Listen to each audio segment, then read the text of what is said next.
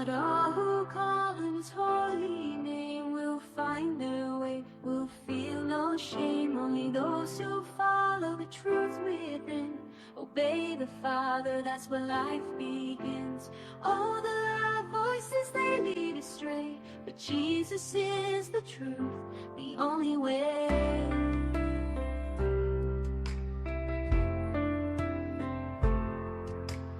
Enter through the narrow gate, for the gate is wide and the way is broad that leads to destruction in the false facade.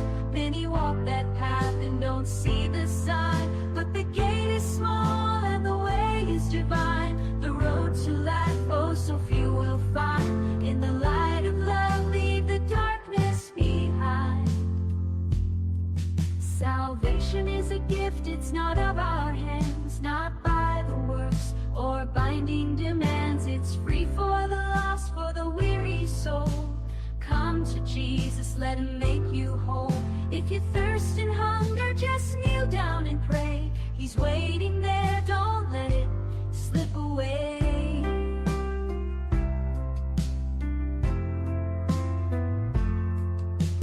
Enter through the narrow gate, for the gate is wide and the way is broad that leads to destruction in the false facade. Many walk that path and don't see the sign, but the gate is small and the way is divine. The road to life, oh, so few will find. In the light of love, leave the darkness behind. Enter through the narrow gate, for the gate is wide and the way is broad that leads to destruction in the false facade.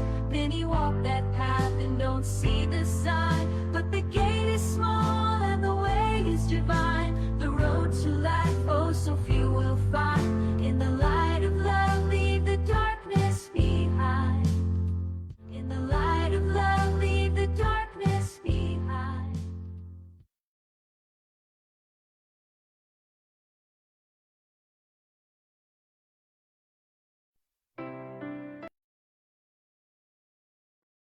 Magandang gabi. Welcome back sa ating pong live podcast ng The Narrow Gate Ministry. Dito sa Facebook, Pastor Romil, magandang gabi po muli sa inyo. Magandang gabi, Pastor Derek. Tayo po ay mayroong panibagong paglalakay, Pastor, about po ito sa John 3:16. Sikat na talata po ito eh. Oh, pinakasikat na talata sa buong mundo actually, no? At ito po yung unang talata natutunan ko nung ako bagong Kristyano. Pinamemorya sa amin, Pastor. Oo, halos lahat ng Kristiyano ay memorize yan. Opo. Pero Pastor, ano po yung specific na mga topic na concern dapat po natin talakayin dito? Katulad po nitong whosoever will o yun pong word that God so loved. Ano ba talaga ang meaning ng whosoever na ito? At saka ay ano ba talaga yung word na tinutukoy po dito na iniibig ng Diyos?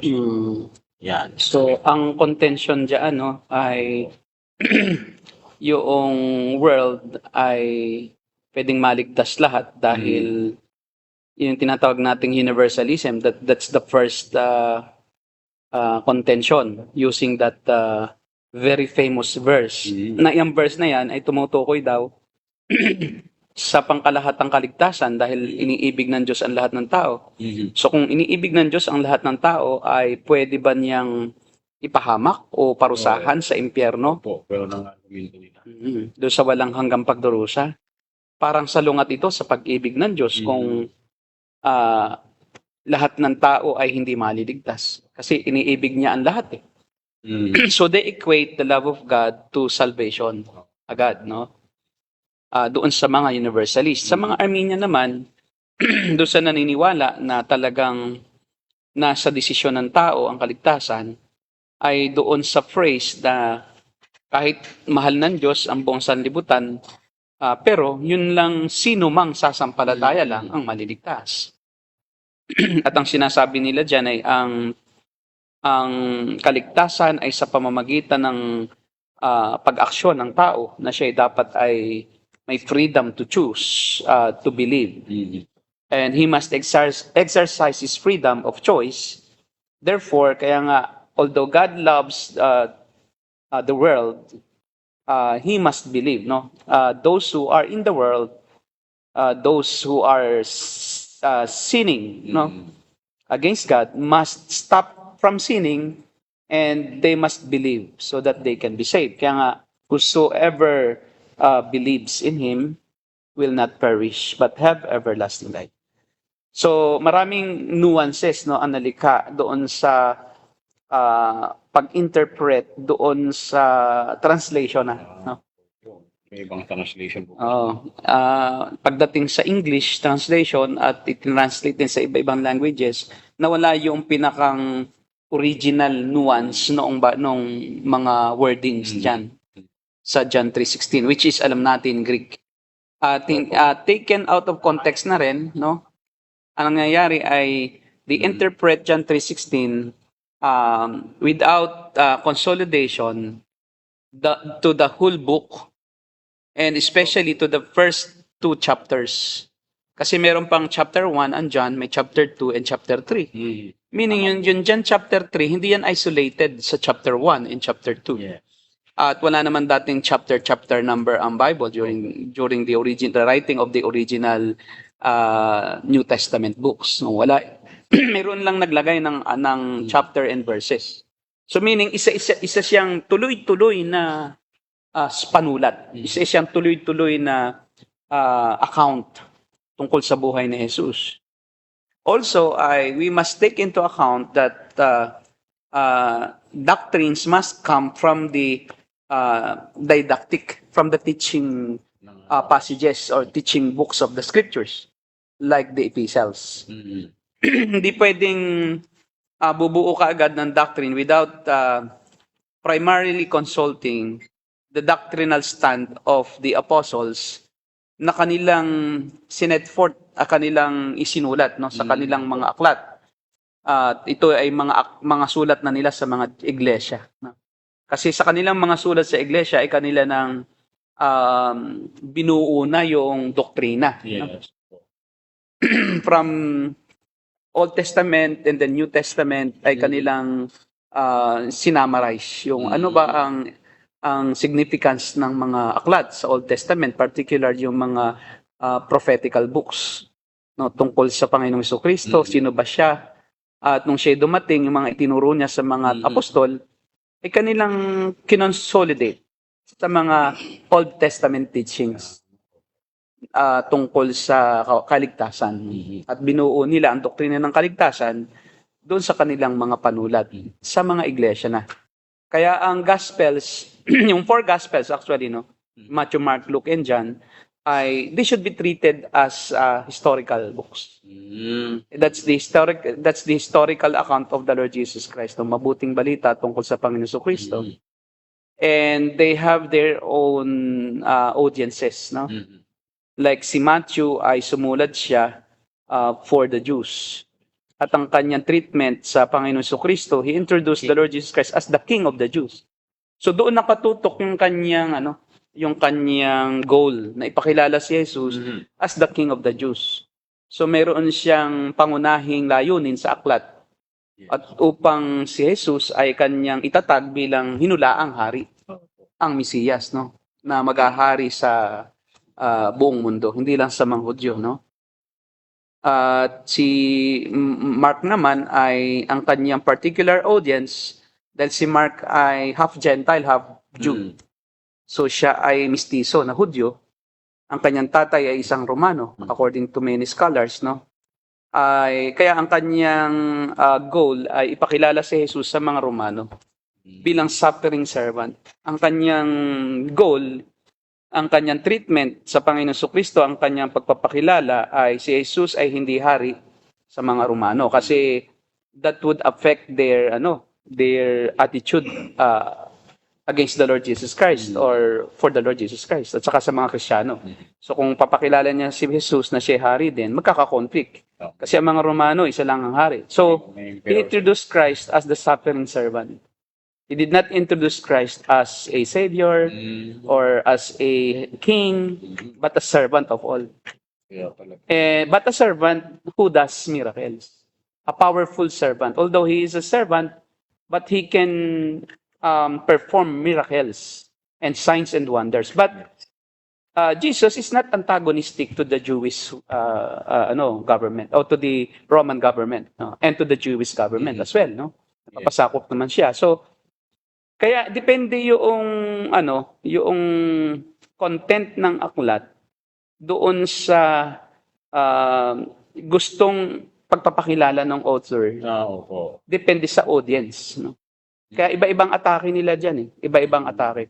Kaya kita mo si Matthew filled with parables, filled with the prophecies. Kasi ang mga Jews is particular sa prophecies. Ang mga Gentiles like Romans, wala silang pakialam sa mga prophecies. Wala silang pakialam sa history ng mga Jews. Kaya si Matthew, dahil ipinapakilala niya nga ang Panginoong Jesucristo as the King of the Jews, ay nag-chronological siya ng yung genealogy ng Panginoon from David and then to Abraham. Kasi ang mga Hudyo galing kay Abraham. Opo. Then from Adam and then mula kay Abraham tapos kay David hanggang sa Panginoon Jesucristo. Kasi gusto niyang ipakilala na si Jesus yung pinanggalingan din niya ay pinanggalingan din ng mga Hudyo. Kaya nga siya ay King of the Jews dahil siya din ay manggagaling sa isang hari sa genealogy ni David. At natupad iyon dahil si Jesus ay ang magulang niya, both of them came from the tribe of David. Si Mary at saka si Joseph. Ngayon, pagdating kay Mark, dahil nga si Jesus Christ ay hindi niya pinakilala bilang isang hari at bilang isang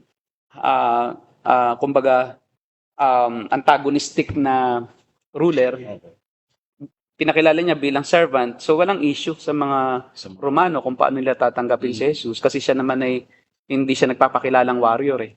Siya ay nagpapakilala bilang isang lingkod. At Kaya maunawaan po ng mga Romano. naunawaan ng mga Romano. At ang ginamit na literary genre, no, ni yung mismong pagkukwento ni Mark, he did not use too much prophecies at saka yung historical account ng mga Jews. But agad-agad ay puro action ba? Puro. Kaya filled with action word ang Mark.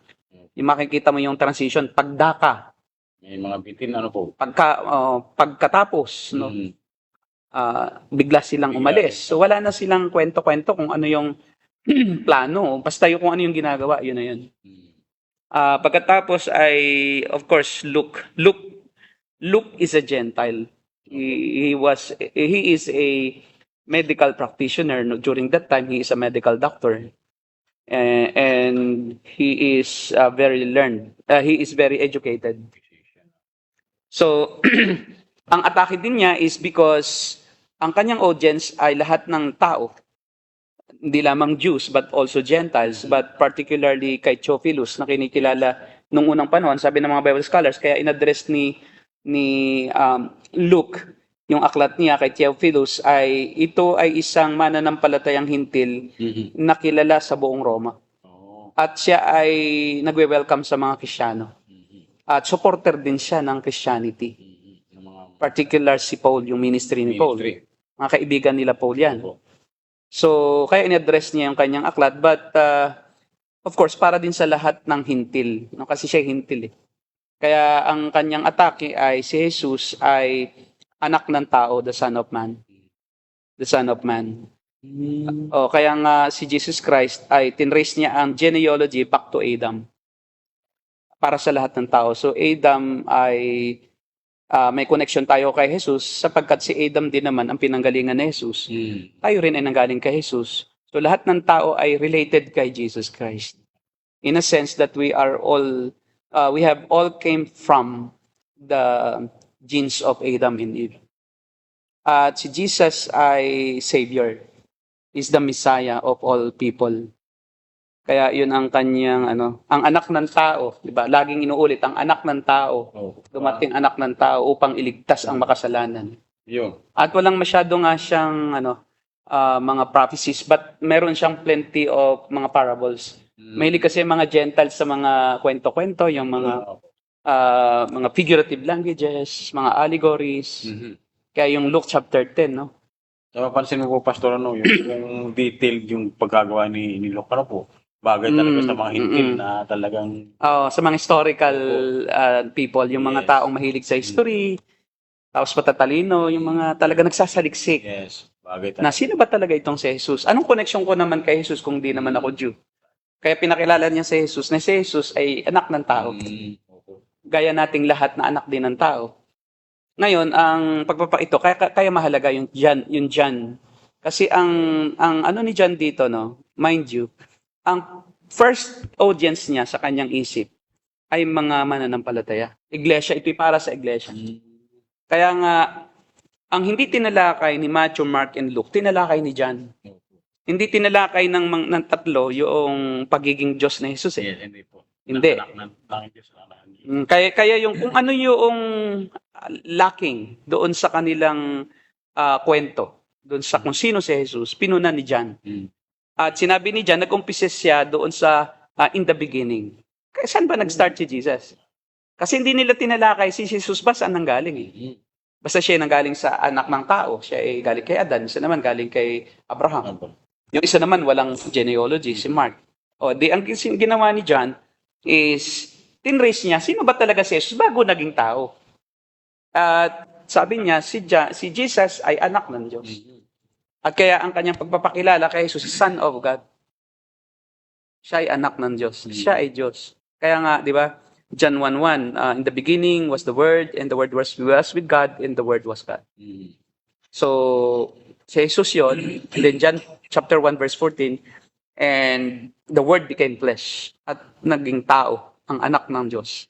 Ang Diyos ay nagkatawang tao. At doon na naroon sa aklat ni John yung I am. Di ba kasi ang sabi ni Yahweh, I am, that I am. So nag-focus din siya sa pagka-Diyos na yon, na yung word na I am, ginamit ni Jesus, the 7 I ams. Naroon, I am the truth, the life, the truth, in the life, in the way. I'm the way, the truth, in the life. Nauna kasi yung truth. Kaya hindi ko na, the way, the truth, in the life. And then I'm the door of the sheep. I'm the good shepherd. I'm the water of life. Diba? Bread of life. I'm the bread of life. So, Dami. so doon makikita na bakit may apat na kwento tungkol sa Panginoon Kristo. Dahil may apat na uri ng audience. Na yung yung apat na uri ng audience na yon ay may kanya-kanyang concern kay Jesus at mayroong dapat na relasyon sila kay Jesus para naman basahin din nila. 'Di ba? Anong pakialam sa akin ni Jesus? Yun. Galing Panginoon, no? Ang kanyang paraan. Kinumpleto niya ang kwento sa iba't ibang anggulo ng mga pananaw ng iba't ibang uri ng tao nung panahong iyon at sa panahon ngayon. Kumbaga, abot sa lahat ng uri ng tao. Kasi kung tribo ka, di doon ka sa kay Luke.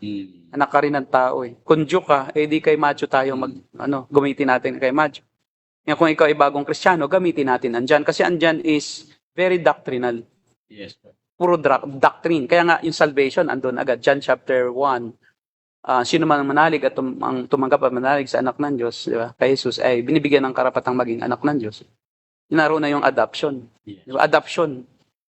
Tapos ay regeneration. John chapter 3. Chapter 3. Unless a man be born again, he cannot see the kingdom of God. Not 10. Born from above. Kaya, yun na, John 3:16, may history siya. Hindi natin pwedeng interpret ang John 3:16 apart from the full tenor and the goal of the book of John. And we must remember that John is the apostle of love. Kaya lagi natatalakay yung word na love. Kahit John, for God so loved the world. Even doon sa 1 John, 2 John, and 3 John, laging love. Siya mismo, si John the Beloved, no? Okay, so ngayon, tingnan natin, no? May dalawa siyang part kasi na ginawa nilang isa lang eh. Parang ang ginawa nila is, yung love na yon, yun din yung salvation. Nang iniibig lang ng Panginoon Kristo, ayun lang maliligtas. Ilang sasampalataya. Sa mga hyper-Calvinist, ang interpretation nila doon sa word na world, for God so loved the world of the elect. Ang mundo, itong mundong tinutukoy ay hindi lahat ng tao, kundi yung elect, mundo ito ng mga hinirang ng Diyos. So the problem with that is we cannot be faithful in our hermeneutics if we understand the word world doon sa context, lalabas sa context. Kasi ang salitang world sa context is cosmon eh. Ton cosmon, the world. At ang world ay, pag sinabing cosmon ay all creatures. Hindi lang tao, no? Kasama na yun. Kasama lahat ng nilikha. Ito isang nilikha. Hindi siya nag-focus lang kasi pag sinabing world, ito ay sansinukob. Hindi siya mundo lang. Hindi siya mundo lang ng tao.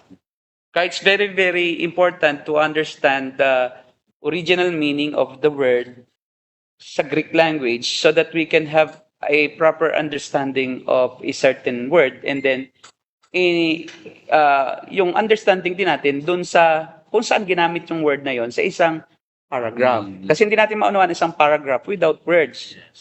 And we cannot understand a paragraph properly if we cannot understand, if we don't understand the meaning of each word that is contained or that are contained in the paragraph. So ito ay kasi paragraph eh. For God so loved the world that He gave His only begotten Son, that whosoever believes Yun. in Him. Pero ito yung English na eh. So doon nagka-problema ng i-translate na sa English eh. May iba-iba na po siyang emphasis. Kasi yung cosmon world, ang pagkaintindi natin sa world, mundo lang. Pero sa original language is all creations. All created beings. Cosmon eh. Cosmon. Hindi earth na arets.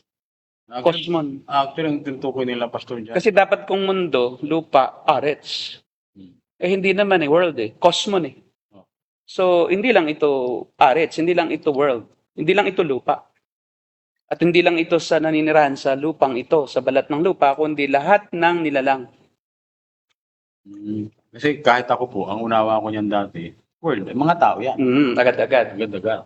Tao. Di ba po, yun naman talaga ang meaning para sa atin, yung pagkaunawa pag sa biglang basa natin yung world, sa libutan, mga tao.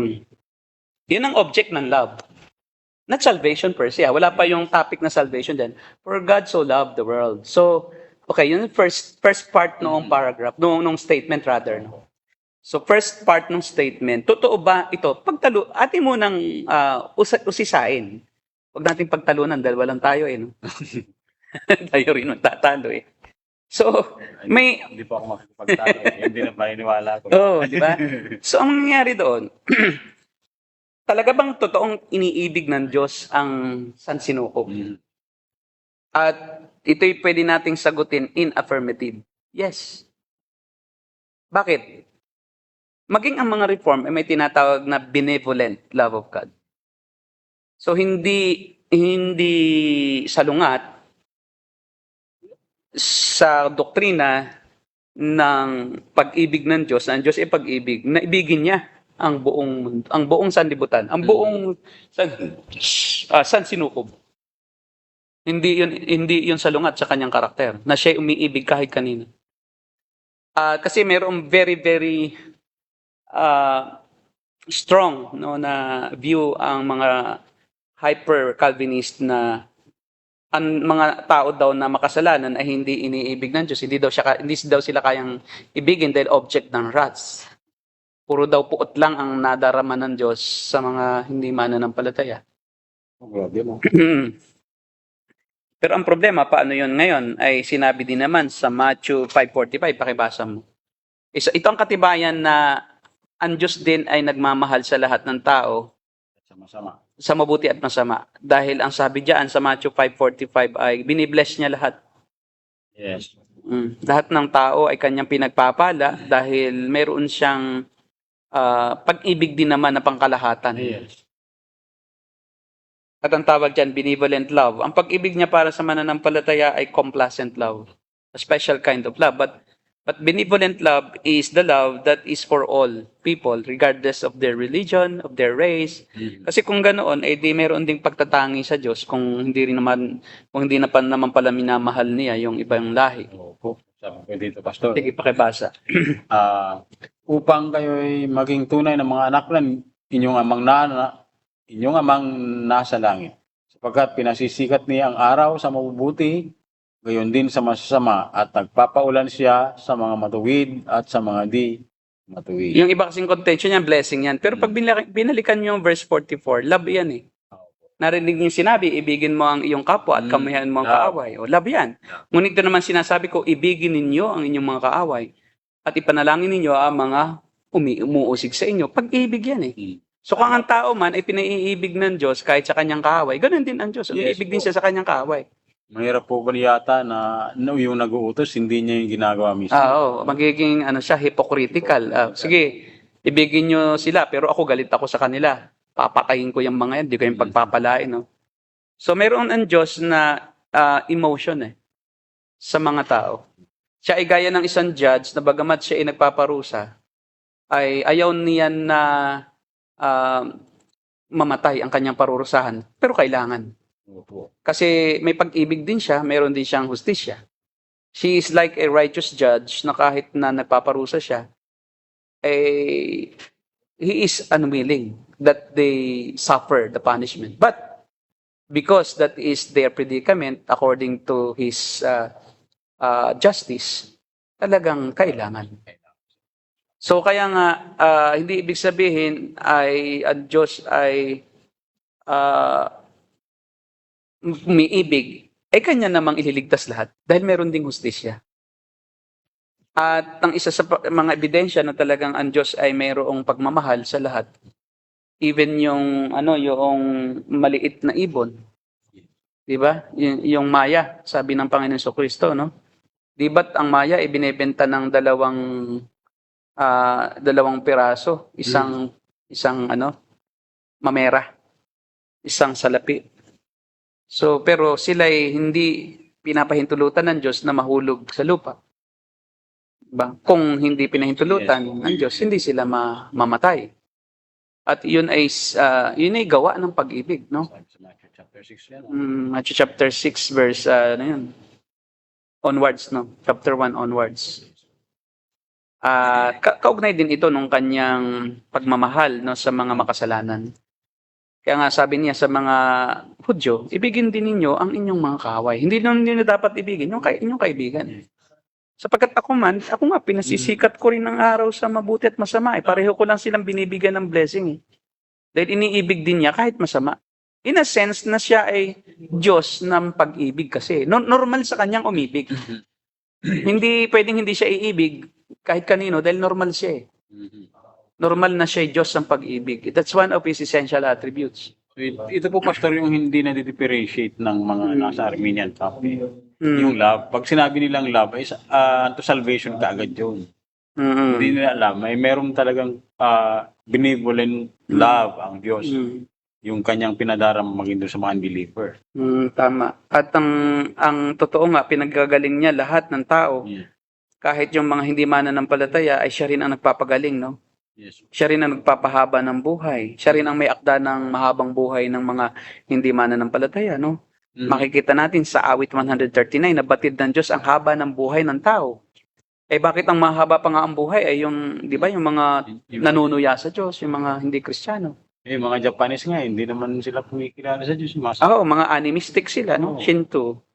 At only 0.001% ang mga Christians, diba, compared to their population. So, bakit naman ang mga Hapon ang isa sa pinakamataas ang antas ng haba ng buhay sa mundo, no? Sa Asia siya ang number 1, no? Yeah.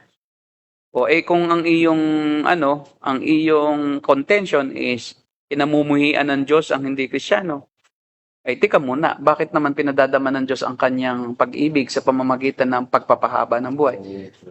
Di ba? At may mga Kristiyano naman na namamatay ng maaga. Kasi may special love naman siya roon, ang tawag complacent love. Hindi lang ang benevolent love ang iniuukol niya sa mga mananampalataya, kundi complacent love, paternal. Kasi mahal niya Mahal niya bilang anak. Itong mga ito ay mahal niya bilang creation. Kasi kahit ikaw kung nag-create ka ng isang bagay, mahal mo yan may pagpapahalaga ka kasi bakit kinreate mo siya Pagpapahalaga. Kahit na isang inanimate na object, yung nilikha mo, no, isa lang gamit. sapatos na iyong binili. Hindi mo nga gawa, minamahal mo eh. Ay yung pang ikaw ang gumawa. Kaya nga tayo may pag-ibig sa aso, di ba? Na hindi kapantay ng pag-ibig natin sa tao. Pagka yung aso ng ating pangunahing iniibig, di na yung ating mga mahal sa buhay na tao, Iba na. ay iba na yon, misplaced love.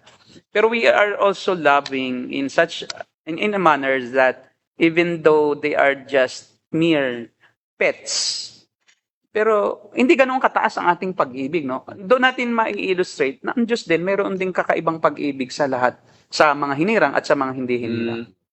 Kasi meron tayong special kind of love doon sa ating mga mahal sa buhay. Ang tawag doon storge, no? Storge. Storge. Yung isang ama, likas na siya umiibig sa kanyang anak at ibang klaseng pag-ibig. No? Wala siyang kahit anong mali siya at wala siyang selfishness. Kasi anak mo siya, dapat mo siyang proteksyonan, dapat mo siyang bigyan ng pangangailangan. No? Iba rin ang eros, no? Yung sexual love naman sa ating mga asawa. Ibang klase ring pag-ibig, no? So iba't ibang uri ang pag-ibig, and because of that, we can say and also because of biblical evidences na ang Diyos ay nagmamahal din sa lahat ng tao. Isang pangkalahatang pag-ibig at hindi lang tao, kundi lahat ng kanyang nilalang, kahit ibon, kahit isda. Kaya nga 'di ba sa arko ni Noe, isinave din niya yung lahat ng uri ng hayop, no? Kasi iniibig din niya yung mga yan eh. Gusto din niyang iligtas sila, no? Sa kamatayan. Physical nga lang, no? Kasi sila yung nilikha din eh. May buhay din. Hindi nalulugod ang Diyos ang kanyang mga nilikha ay mawasak at matay nang wala man lamang na kahit anong malasakit ang Diyos. So makikita natin yung compassion. At ang compassion ng Diyos, ahawa niya at habag, ay connected sa kanyang pag-ibig. Hindi siya maaawa kung hindi niya iniibig eh. Kaya talagang mayroong pinanggagalingan ang pagpapala ng Diyos sa lahat ng tao. At yun yung kanyang pag-ibig.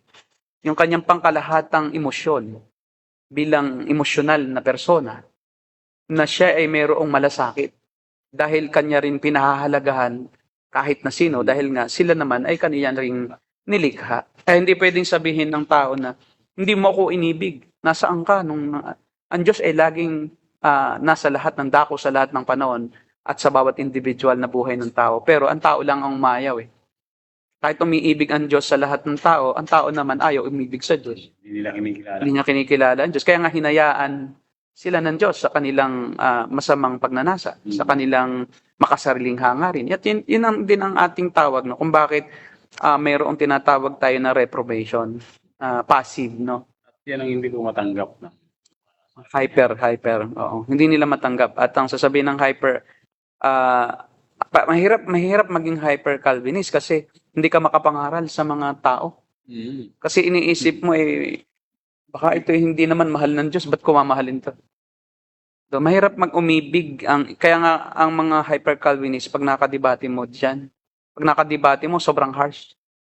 Sila yung masyadong mapanghusga at lalait-laiting ka. Na, parang sila lang ang intellectual. Sila lang ang nag-aaral. Ganon. At sasabihin nila ay ang Diyos ay ang minamahal lang ay yung Kanya. Kung hindi ka sa Diyos ay di sa impyerno ka. Dinusga na nila pati. Ikaw ay hindi elect. Ganon. So they are playing like God na kilala na pati nila kung sino yung elect at hindi elect. At yun ay kung ayaw maniwala sa kanila, baka hindi ka elect.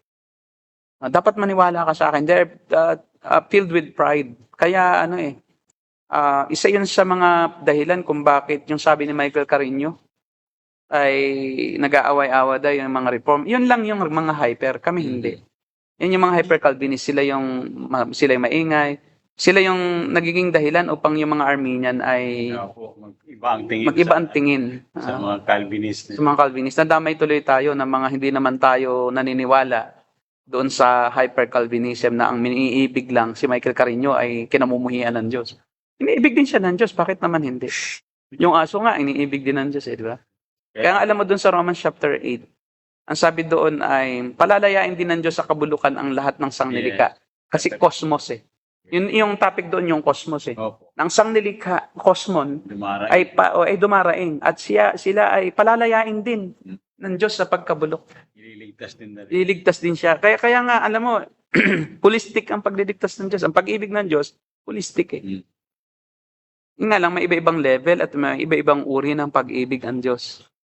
At ang kanyang pag-ibig para sa mga sumasampalataya ay, ang tawag dyan ni R.C. Sproul ay yung complacent love. Ano, A love that is very focused and very deep and personal sa isang tao Yes. na kanyang hinirang mula pa ng isilang. O bago pa nga isilang, no? Hinirang na niya ang taong yun upang sila'y sumampalataya. Standby So, lang po kayo ha. Okay po. Mamaya po ay, May mga tanong kasi masasagot po. mamaya po masasagot. Oo. Matatalakay yung mga tinatanong sa atin. Actually, gusto ng Diyos lahat maligtas eh. 2 Peter 2:9, pakibasa. Dahil sa pag-ibig ng Diyos na benevolent love, ay gusto niya na ang lahat ay magsisi at magkaroon ng kaligtasan. Ano pong chapter, Pastor? Chapter 3 verse 9, Verse 2 Peter.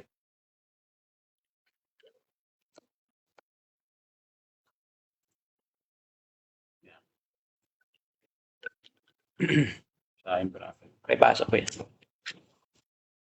Ang Panginoon ay hindi nagpapabaya sa kanyang pangako, gaya ng inaakala ng ilan. Hindi pa niya tinutupad ang pangakong iyon alang-alang sa inyo. Binibigyan pa niya ng pagkakataon ng lahat upang makapagsisi at tumalikod sa kasalanan sapagkat hindi niya nais na may mapahamak. Kaya ang sabi niyan ay hindi nagpapabaya ang sa kanyang pangako ang Diyos at doon sa ibang salin ay He is not slow in keeping His promise. Instead, He is patient with you. Matyaga ang Diyos sa lahat ng tao. At not wanting anyone to perish. Hindi niya nais na ang sino man ay mapahamak. But everyone to come to repentance. Ito yung unconditional love na related sa kanyang pangkalahatang tawag o general call sa kaligtasan. At karaniwang tinatawag natin ito na permissive will. Yung kalooban ng Diyos na nagpapahayag ng kanyang saloobin na makasalanan. Dinidefine kung ano ang nakakalugod sa kanya. At ang tawag din natin dito ay yung will of disposition. No? Na yun ang kanyang damdamin. Yun ang kanyang pakiramdam. Yun ang kanyang saloobin. Na ayaw niyang mapahamak ang tao. Pero hindi naman ibig sabihin na ayaw niyang mapahamak ang tao ay ililigtas nila nililigtas ng Diyos sila kahit hindi magsisi. No, parang unconditional na parang, o sige, dahil gusto ko kayong maligtas, ako lang ang may gusto na ibigin kayo. Kahit di niyo ako gustong ibigin, okay lang. Ang pag-ibig ng Diyos ay hindi tolerant love na parang lolo na kontisentidor na, o sige, kahit anong gawin mo, basta ako ang iyong pansinin, wag ang iyong mama at papa. Diba? Hindi makasariling pag-ibig na gusto lang niya siyang masiyahan. Gusto niyang masiyahan yung iniibig sa kanya. Hindi pwedeng galit sa kanya, iniibig niya na gugustuhin pa rin niyang dalhin sa langit. Paano naman sila mag-i-enjoy ng langit? Pagdating nila sa langit, sisipain nila ang Diyos palabas doon. So hindi siya consistent, no? Kaya kailangan ang tawag doon ay will of disposition. That's the disposition of God towards all creatures. That He is loving all people, that He wants them to be saved, and that He doesn't want anybody to perish and to go to hell.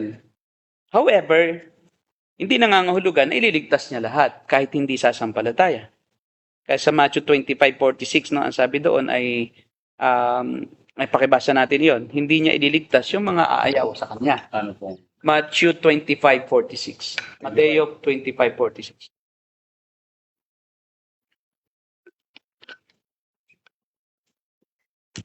Ayun.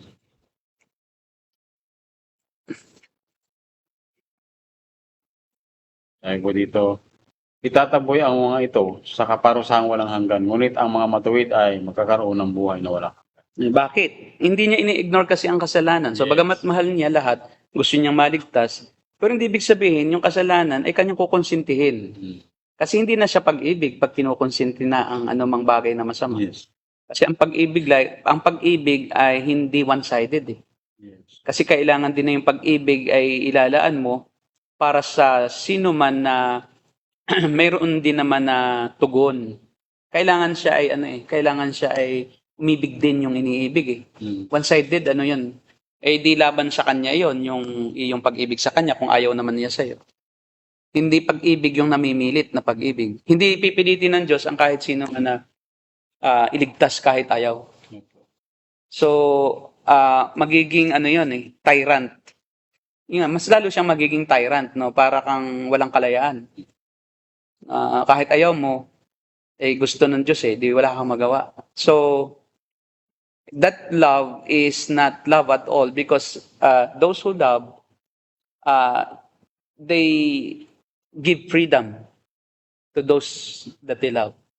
They don't coerce the ones they love. Hindi pwedeng pilitin yung pag-ibig, ang pagtugon. Yes. Kasi hindi na pag-ibig yun, na parang, mahal kita, kahit ayaw mo, tika. Tapos, ibigin mo ako, kahit ayaw mo, tika, wait, hindi ka umiibig. Kasi ang umiibig, nagbibigay ng kalayaan. Hindi pwedeng hindi ka malaya. Kaya nga mayroong justice dahil malaya ka Ayaw ka ng Diyos na magkasala. Ngayon, ayaw mo sa Kanya. Mahal ka pa rin ng Diyos. Pero dahil ayaw mo sa Kanya, kailangan ng Diyos magparusa. So gaya siya ng isang judge nga, nasabi ko nga, na hahatulan niya talaga ng kamatayan ang sino mang, ng habang buhay na pagkabilanggo, ang isang kidnapper. Pero kahit na hinahatulan niyo ng habang buhay na pagkabilanggo, hindi niya gusto yun. Laban yun sa kanyang pag-ibig. Pero kailangan may hustisya Kailangan yun. Dahil kung hindi, wala namang pag-ibig na tunay. Paano magbabago ang taong yun? At paano din magbabago yung mga taong katulad ng taong yun? At paano naman yung mga taong maapektuhan din ng taong yun na pinalaya mo kahit na kidnapper siya at hindi siya nagkaroon ng kapantay na parusa yung kanyang ginawa? Darami ang kidnapper. Magiging anomiya, lawlessness. So, hindi ang Diyos papayag sa lawlessness kasi siya ay Diyos na just. He is a just God. That's why He punishes those that deny Him. Even though He loves them, but because they deny Him, He must exercise His justice. Because loving them without loving Him back is not giving them freedom of choice. Pero ito po, Pastor, kasi naunawaan yung kanilang misrepresentation sa Calvinism ng mga nasa Grace for All Coalition. Na tayo nagtuturo na mayroon daw nangyayaring coercion sa election. Pino-coerce yung kaya yun ang kanilang pagkaunawa, misrepresentation nila sa Calvinism. Kaya may election kasi pinili ka, ibig sabihin i-coerce ka ng Diyos.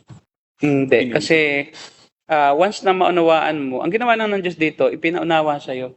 Yes. Binuhay ka para maunawaan mo. At pag ang isang tao ay nakaunawa na sa sobrang pag-ibig na iniukol sa kanya ng isang Diyos na dapat na hindi siya ibigin dahil siya makasalanan, he cannot help but love back God. Hindi siya makatiis na hindi ibigin ng Diyos. So kusang dadaloy sa isang taong inibig ng Diyos at nakaunawa, nag-overflow yung kanyang pag-ibig. Hindi pwedeng hindi siya iibig. Walang coercion na nangyari. Walang coercion na nangyari. Kasi pag Pastor, pag coercion, ibig sabihin labag sa loob mo. Hindi. Oo, labag sa loob mo, hindi. Hindi ganun Hindi ganun ang nangyari Kundi dahil sa kahit sino ka man, inibig ka niya. At nang ipaunawa sa iyo ng Diyos yun, kusa kang umibig. Hindi ka pinilit na ibigin mo ako kahit ayaw mo. Kasi likas na sa isang taong nakaunawa ng pag-ibig ng Diyos at nakaranas ng pag-ibig ng Diyos, ang umibig din naman pabalik sa Diyos. Dahil hindi niya kayang tanggihan yung sobrang grabing biyaya. Yes. Grabing pag-ibig. Sino ako para ibigin ng Diyos? At sino ako para hindi ako umibig? Kung ganito kalaking pag-ibig ang iniukol sa akin ng Diyos. Nasukat na ibigay niya ang kanyang bugtong na anak na hindi dapat mamatay para sa akin. Tapos Diyos siya na nagkatawang tao upang ako, sino akong tao? Na sa isang iglap, pwede niya akong sa isang pitik ng kanyang daliri. Figuratively, pwede akong magunaw at mamatay. Kung ipinairal nga lang niya ang kanyang hustisya at hindi ang kanyang pag-ibig, walang maliligtas sa buong mundo Salamat na lang na ang Diyos din ay pag-ibig. Likas siyang umiibig. Hindi niya kasi kinu-coerce ang sino mang sumasampalataya Pagkatapos na i-present sa kanila ang ebanghelyo, ipapaunawa sa kanila iyon ng Diyos. At hindi ka pipiliting umibig. Pag naunawaan mo yun, ang ginawa lang ng Diyos, binubuhay niya ang spiritual na buhay upang maunawaan ang spiritual na bagay. Ilang ang ginawa ng Diyos. Wala siyang ginawang coercion sa iyong kalooban na ako ibigin mo, ako imahalin mo, hindi. Hindi siya nag-induce ng poison, ng Para pagawin mo. ng sinusian ka na dapat tumugong ka, ibigin mo ako.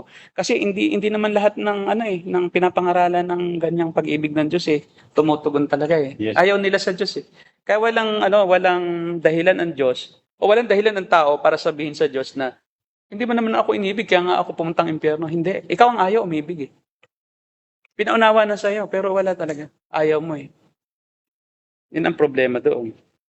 Mukhang medyo marami po tayong mga detalye na kailangan talakayin dito, Pastor. Siguro sa susunod, no, may mga nakikita po kasi ako dito sa kabilang camp na parang Ngayon, ang second part nung statement ay that whosoever believes on Him should not perish but have everlasting life. whosoever. Ito na ngayon. Doon tayo nagka-problema sa translation sa whosoever. Yan. Alam ba ninyo doon sa original Greek, ganito po ang pagkasabi, no? Tonteon, for God so loved the world, hostiton huions, so that everyone, na translate na whosoever believes, ang word na ginamit ay hinapas ho testion. Sundan po ninyo yan, nandyan sa screen. Yan po yun. Sige, pakita natin. Yan, nandyan, no? Yan, di ba? Gar kagapian, hoteos, ton kosmon, hoste, ton huton, o wiyon, san, ton monogene, edoken hinapasho, testion, is oton, mi apolitay, all eke suwen ayon yun. Mahirap kang mag-pronounce pag di ka laging nagpo-pronounce ng Greek. So, anong ibig sabihin doon? Yung monogeny o nibigatin sa he gave. So that everyone, yung question, believing. Yung past hope question, everyone believing in Him. Sumasampalataya na walang sinabi diyan na whosoever believes. Oo, wala. Mali po ang translation sa English. Parang futuristic yung Hindi dating. po future, but present. Yung sino mang sumasampalataya, yun ay hindi mapapahamak. Hindi yung mundo. Yun ang inibig ng Diyos. Pero sino ang maliligtas? Yung sumasampalataya. Hindi yung kung sino man. Kasi doon sa salitang kung sino man, whosoever, parang walang elect. Kasi whosoever Ano yan sabi na whosoever wills, kung sino mang may gusto. Parang ito yung pagkain iniaalok, walang object ang Diyos na iligtas. Para sa lahat. Yes. Malino, Pastorino, Mm. sa everyone believing, yung mga believing ones. Mm. Yung sa ibang believing ones Believing ones doon sa iba. Sa Greek ay talagang everyone believing. Ibig sabihin, Yung pinakang actual, yung pinakang ang tawag doon, dynamic. Word for word. Hindi po sa ever. Past hope question, ibig sabihin, everyone believing. Yung sumasampalataya na. Doon naman sa ibang salin, the believing one. Yung may salin na English na ganun The believing one. Tingnan mo nga sa ESV, English Standard Version. Kasi yan yung kay John MacArthur, baka itinama na nila dyan, from Greek. Hindi ko pa kasi na-explore yung ESV. John 3:16. Yun, pwede rin, whoever believes. Sino mang sumasampalataya na. Tinama na nila. Hindi sinabing whosoever will believe. Di ba sa ibang salin yata will Will believe. Will believe. Whosoever believe in Him. Dito naman, mas tama ito kasi whoever believes, sino mang sumasampalataya. Hindi sinabing whoever will believe. Sino mang sasampalataya pa lang, kundi yung sino mang sumasampalataya. So kung sino man siya, basta sumasampalataya siya, hindi siya mapapahamak. So mas accurate ang ESV. Tingnan natin sa King James Version, yung translation niya doon. John 3:16. For God so loved the world that He gave that whosoever believe. Yan, yun ang nangyari. Whosoever. Believe it in Him. Hmm. Yun Whosoever. Parang sa ano yan, parang sa Tagalog, doon ang galing nga yung Oo. sino mang sasampalataya pa lang. Hindi doon nagkamali sa word na sasampalataya eh. Kasi dito naman present tense, believe it na eh. Whosoever believe, sino mang sumasampalataya na. Ang nangyari, yung word na sumasampalataya, naging sasampalataya. Naging future eh, yung word na believe. Doon sa, sa NIV. Kita mo sa NIV, naging future. Dito, present tense eh, di ba? Tingnan mo sa future. Sa NIV,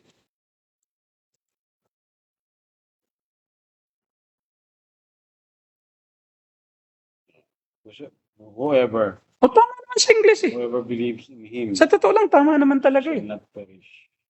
Kaso sa Tagalog, nagka-problema eh. Yung pagta-translate sa Tagalog eh. Whoever believes, naging whosoever will believe. Will, nagkaroon ng will. Sa English, wala talagang will eh.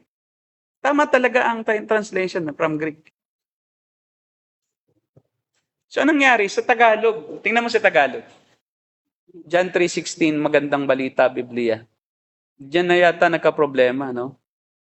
Kaya napakahalaga yung past, present, and future Yes, tense. opo. Nagkakaproblema tayo sa,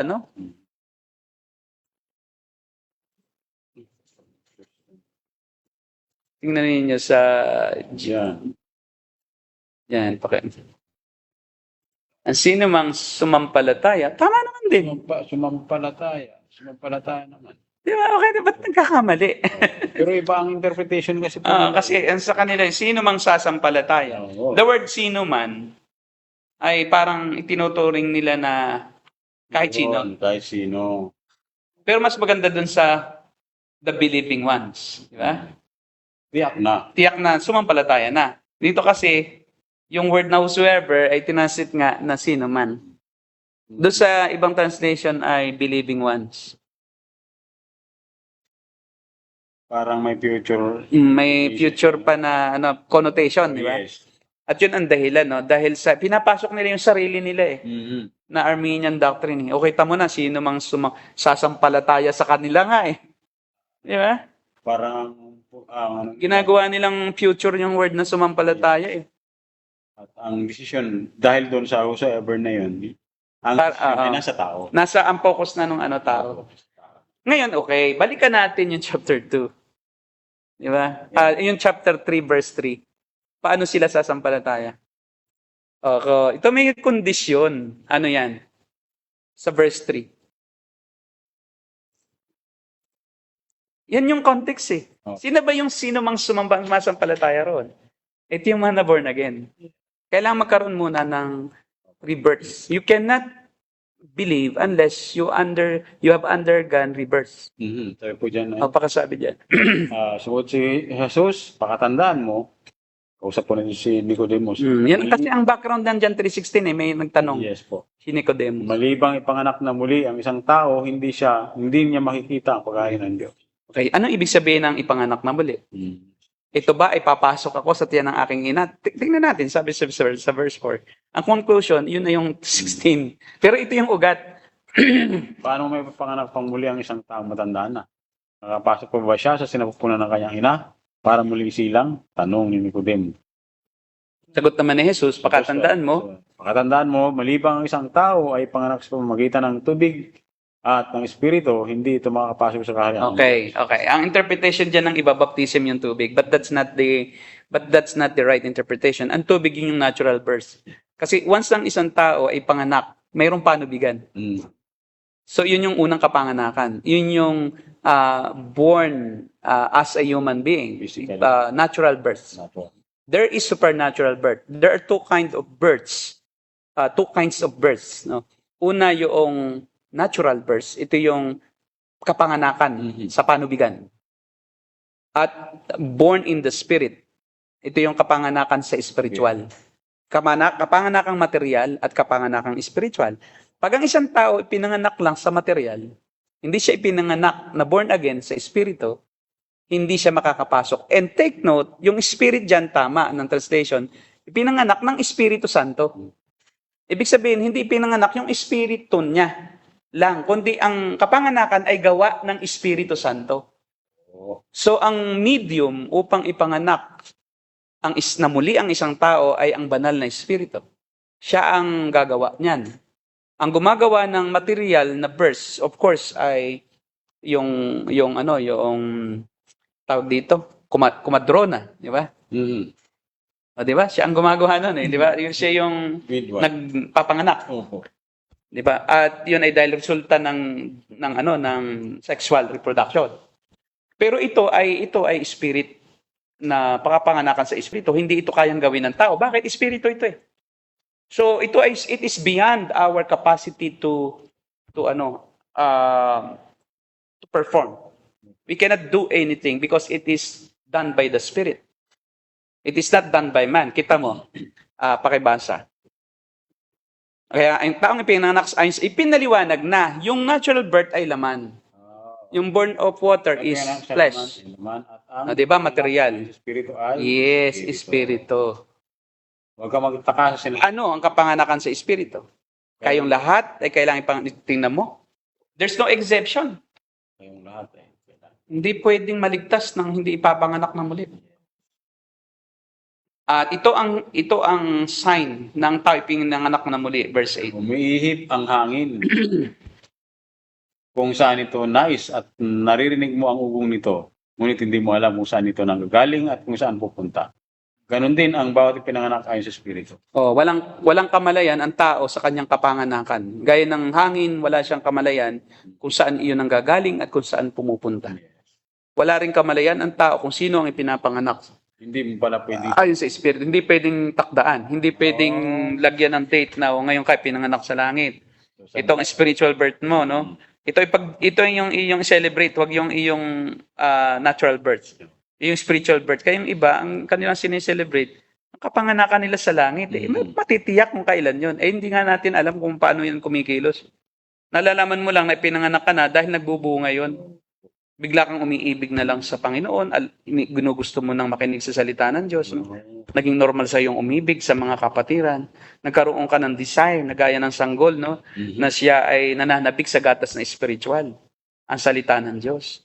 So normal siya, no? Kaya nga hindi nga po sapilitan yung paggusto ng tao pag siya pinanganak na muli, pag siya isinilang ng Diyos sa Espiritu sa pamamagitan ng Espiritu Santo, ay hindi pwedeng hindi siya iibig, normal eh. Kasi normal siya magkakaroon ng desire for the things of God. He would naturally desire to love God, desire to obey God, desire to know God more, desire to love the brethren. Normal sa kanya iyon. Kasi siya ay pinanganak na eh.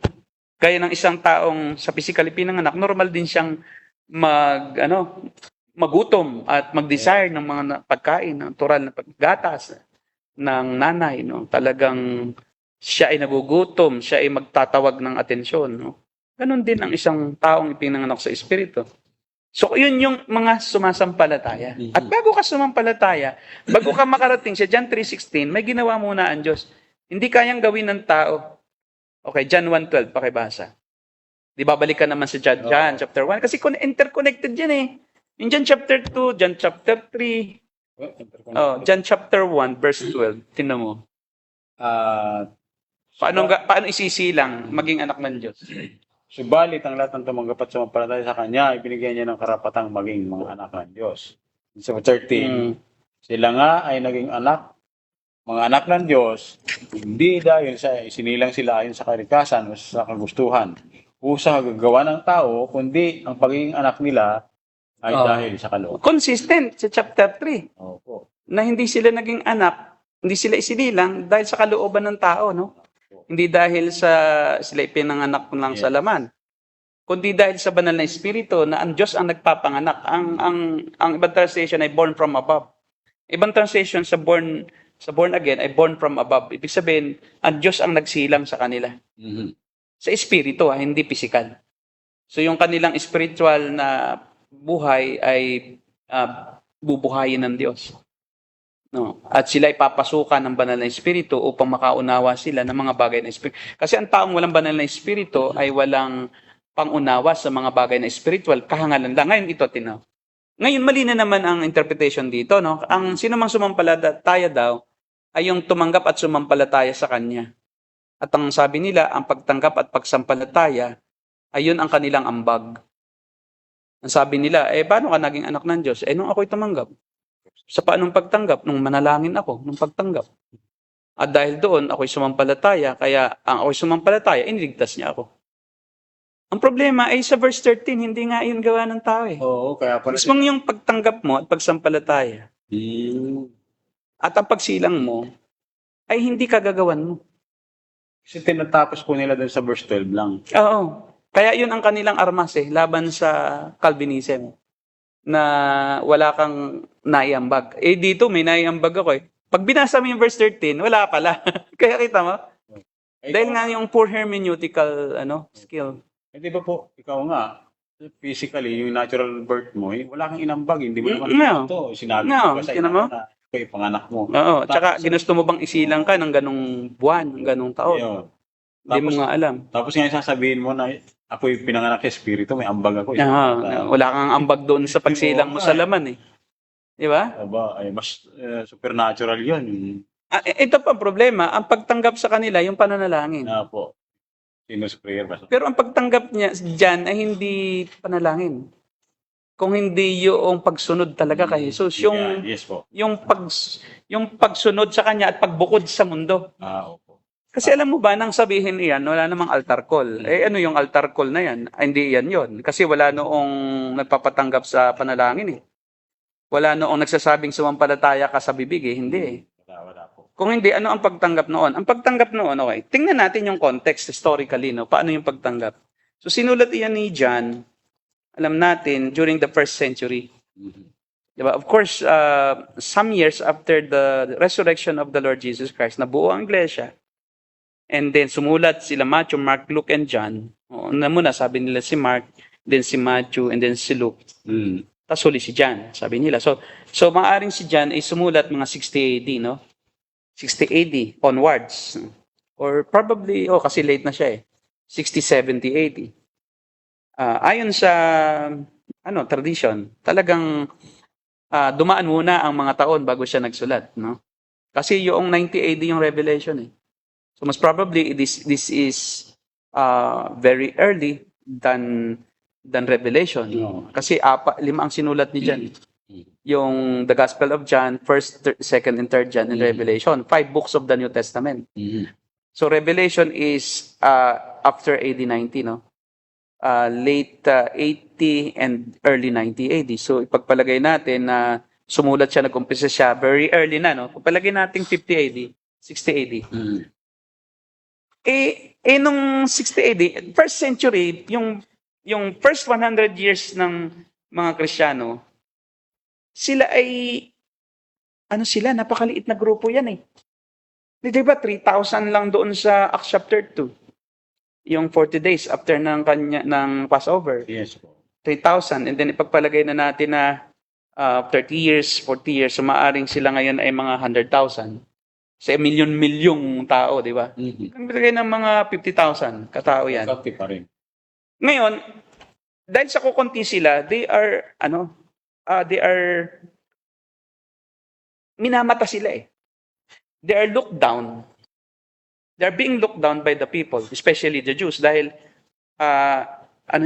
naniniwala ka, sinungaling yung Jesus na yun Parang pejorative po yung pagiging Kristiyano tawag sa kanila. Ang salitang Kristiyano ay sa Antioch lang, Opo. Sa Antioquia, sa Syria, Yeah, Sharia. Antioch, Syrian Antioch.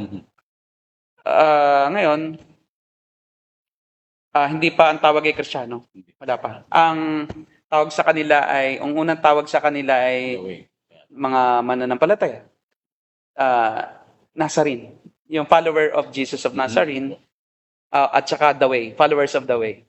Walang word na Christian.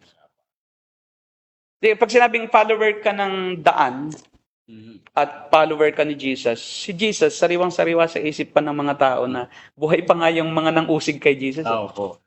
Matatanda na nga lang, pero buhay pa yan. At yung mga kabataan, mga teenager, bago pa lang na tumatanda, alam nila na si Jesus ay Si Raulo. Yeah. Yun ang bintang kay Jesus eh. Si Jesus ay si Raulo, nagpapanggap na Diyos. Siya ay impostor, parang si Kibuloy ang tingin sa kanya ng mga Hudyo. Tayo naman, parang ganun ang tingin natin kay Kibuloy, di ba? Nasisiraan na to, biruin mo siyang may hawak na susi ng kalangitan. At siya ang huling pipirma, no? Doon sa pagpasok na mo sa langit. O biruin mo, isipin mo yon. Parang si Kibuloy. Pagpalagyan natin si Kibuloy ang tingin ng mga Hudyo doon. Kay Jesus. Pag ikaw ay kasapi noon, kulto ka. At saka weird ka, weird. Iba ang iyong buhay. Iba, ano ka, parang out of this world ka. Ikaw ay alien ka. At isa pa, no, culturally wise, pag ikaw ay isang Hudyo at ikay sumunod kay Jesus, itinitiwalag yan ng mga kapamilyang Hudyo. Kasi nga, ang mga Hudyo ay, ano siya eh, legalistic yan eh, no? Ayaw nila ng turo ni Jesus na pwedeng kainin lahat. O pag naging tagasunod ka ng Kristo na yan, na sinungaling, may sira ang ulo, at may psychological disorder at kulto, eh parang kinahihiya ka ng, para kami tinatakwil mo rin, no? Kasi ayaw namin dyan, ba't gusto mo dyan? So naroon yung, yung persecution from among their own family members. Kaya kung ikaw ay tumanggap kay Jesus during that time, yung salitang pagtanggap, tinatanggap mo si Kristo, tatanungin ka, tinatanggap mo ba yung Kristo na yun, na bulaan? Tapos sinabing, oo. Sira ulo ka. Ba't ka mananampalataya sa ganyan? Diba? Nagkapanggap lang yun. May padating na ibang Mesiyas. Kita mo, pinatay nga ng mga Romano. Eh kung totoong yun yung tagapagligtas, di ba ang hula ay siya maghahari? Di ba? O ba't siya naghari?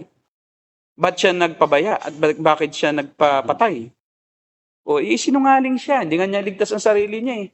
Di ba yun yung at tsaka may kwento talaga na yung mga Romano na sundalo na nakabantay, inupahan eh.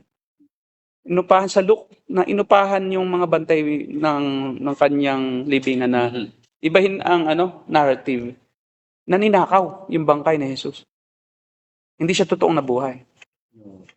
Oh, binayaran. Sabi din ni Luke, pinagbabayaran. Diba? So ngayon ay kung ikaw ay tumanggap sa loko-lokong ganong tao, loko-loko ka rin. Iwalay ka na sa Iwalay ka na sa society ng mga Hudyo. At they were being persecuted not only by their own families, yung mga Hudyo, but also the Gentiles. And sporadic yung persecution. And during that time, kung 60 AD siya, time niya ni Nero.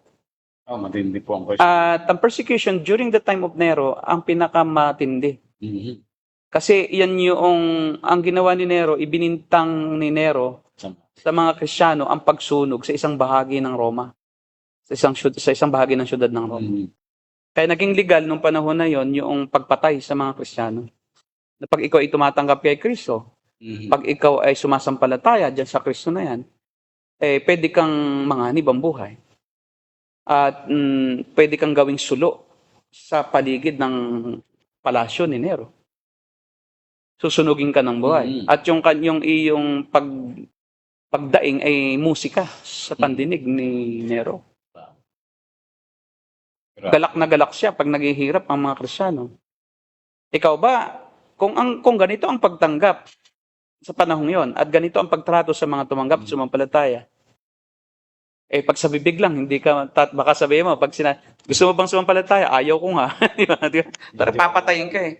Katulad din yan, kita mo ngayon, yun na ang naging, yun na yung naging interpretasyon sa salitang pagtanggap. Yung tumaas ang kamay mo sa isang crusade. Tapos ay sinabihan ka lang na dahil tumaas ang kamay mo, ay yan ay nagpapahayag ka talaga na ikaw ay sumasampalataya. Eh yung iba namang tumataas doon, karamihan, hindi lang iba. Ang iba namang tumataas doon, hindi naman nila naintindihan yung message. Basta tumaas lang. O kasi lahat nagtaasa na eh. Nahiya, no? Nahihiya ka, parang ka na, ikaw na lang ang hindi. So nabukod tangi ka, so ayaw mo namang ikaw ay usigi na, o bakit di ka tumataas? Nakakahiya naman sa pastor. Galing pang Amerika yan, para lang tanggihan mo. O di tataas ka rin. Tsaka ang mga tanong naman, kaya tumataas ang kamay, gusto mo bang yumaman? Gusto mo bang ang buhay mo ay mapanatan? Eh pagtanggap talaga sa Panginoong Kristo, ang essence dito ay pagtatakwil ng iyong sariling kagustuhan. Hindi ito pag nanais, hindi ito yung pangako na makukuha mo ang lahat ng gusto mo sa buhay. Kundi ito ay may kasamang pagpapakasakit. So, yun ang Yan ang tunay na pagtanggap na Yeah. pwede kang itakwil ng iyong sariling pamilya. Pag nalaman nila talagang di ka na pagbubuksan ng bahay, saan ka ngayon pupunta? Kaya nga sila nagsasama-sama eh. Kasi tinakwil na sila ng lipunan, di na rin sila makabalik sa kanilang sariling pamilya. Dahil kanila ding inaarugana, pinakakain at nag-aambag-ambag sila para yung mga kapwa nila Kristiyano na galing sa ibang bansa, yung naging mananampalataya, masuportahan nila. Biro mo, tapos sasabihin mo sa tatay mong hindi mananampalataya, Hudyo, tay, pahingi nga ng pera at aking iaambag doon sa mga narito lang na hindi na makaalis. No? At ayaw nang umuwi kasi ang interpretasyon nila, itatatag na ang kaharian dito sa lupa. O agad-agad na. Akala nila noon. Kaya nga pinangalat sila ng Diyos mali naman ang interpretasyon nila Nanatili lang sila sa Israel. Ayaw nang umalis, ayaw nang mangaral. Kasi baka dadating na maiwanan tayo. Dito talaga tayo sa loob ng Israel. Ganun-ganun din. Nagkaroon na ng mga iba-ibang interpretasyon yung tao. Kaya ang ginawa sa kanila, pinag-usig sila para umalis. Kaya yung mismong persecution ang dahilan kung bakit sila nangalat.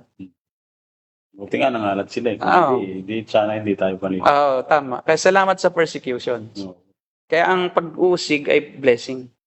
Kasi yun ang kadalasan ang nagiging daan upang gawin natin ang unconventional.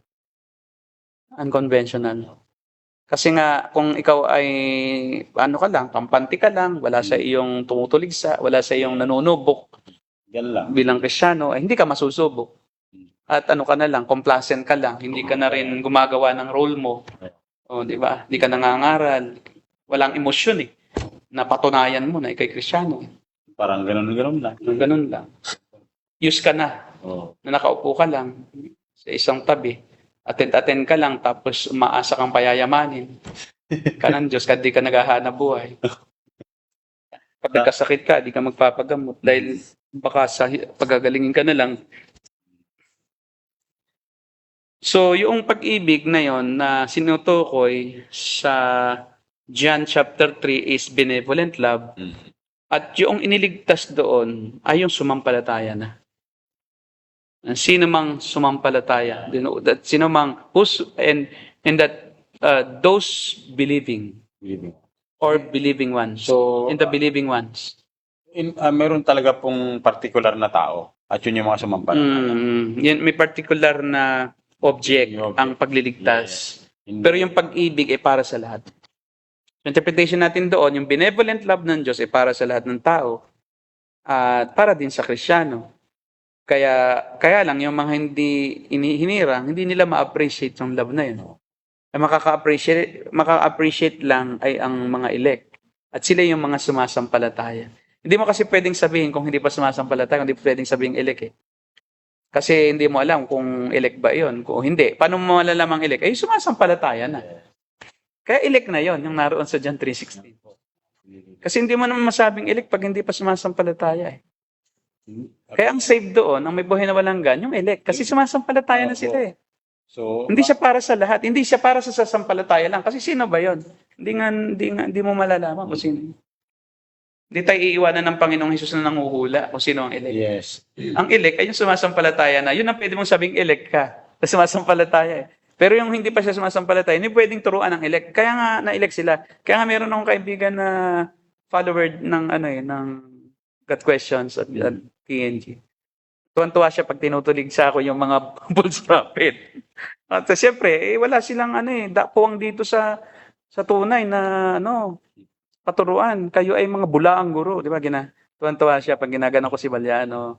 Pag nag-chat-chat siya, pas, tibay mo. Totoo talaga, ganyan sila.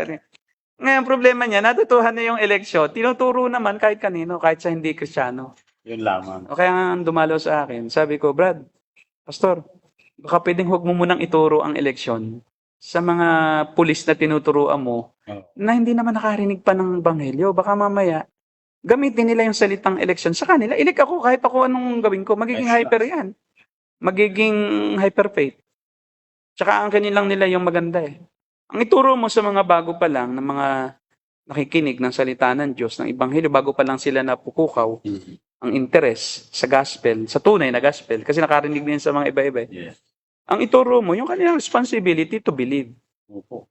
Kasi pareho namang totoo yan eh, yung sila ay dapat sumampalataya. Totoo rin yung election. Pero wag mo munang ituro yung mas malalim. No, Kasi mababaw lang muna. Kumbaga, elementary teaching muna. Hindi man pwedeng ituro mo sa grade 3 ay pang high school agad. Ay, yung election ay pang college yun eh. Tinuturo mo sa grade 1. predestination. Hindi yun. Hindi. Kaya nga ang pagtuturo ko ng predestination, yung full treatment ng doctrine of predestination, ay hindi ako tumatanggap ng newbie. Dapat matagal ng mananampalataya. At least in some way ay nakaranas na ng paglilingkod sa Panginoon sa iba't ibang kaparaanan. Okay, nakapag-Bible school kahit paano. So, pero kung kung halimbawa, bagong Kristiyano, ay, mahirap po yan. Baka mamaya umayaw na yan. Sa una pa lang. Nakatakda na pala eh. Bakit pa ako magtisikap na gumawa ng mabuti, di ba? So, it's very, very, para lang sa mga Bible school students, sa mga serious students of the Bible. There must be a preliminary knowledge prior to the doctrine of predestination. Because this is not for mga shallow Christians. Love lang.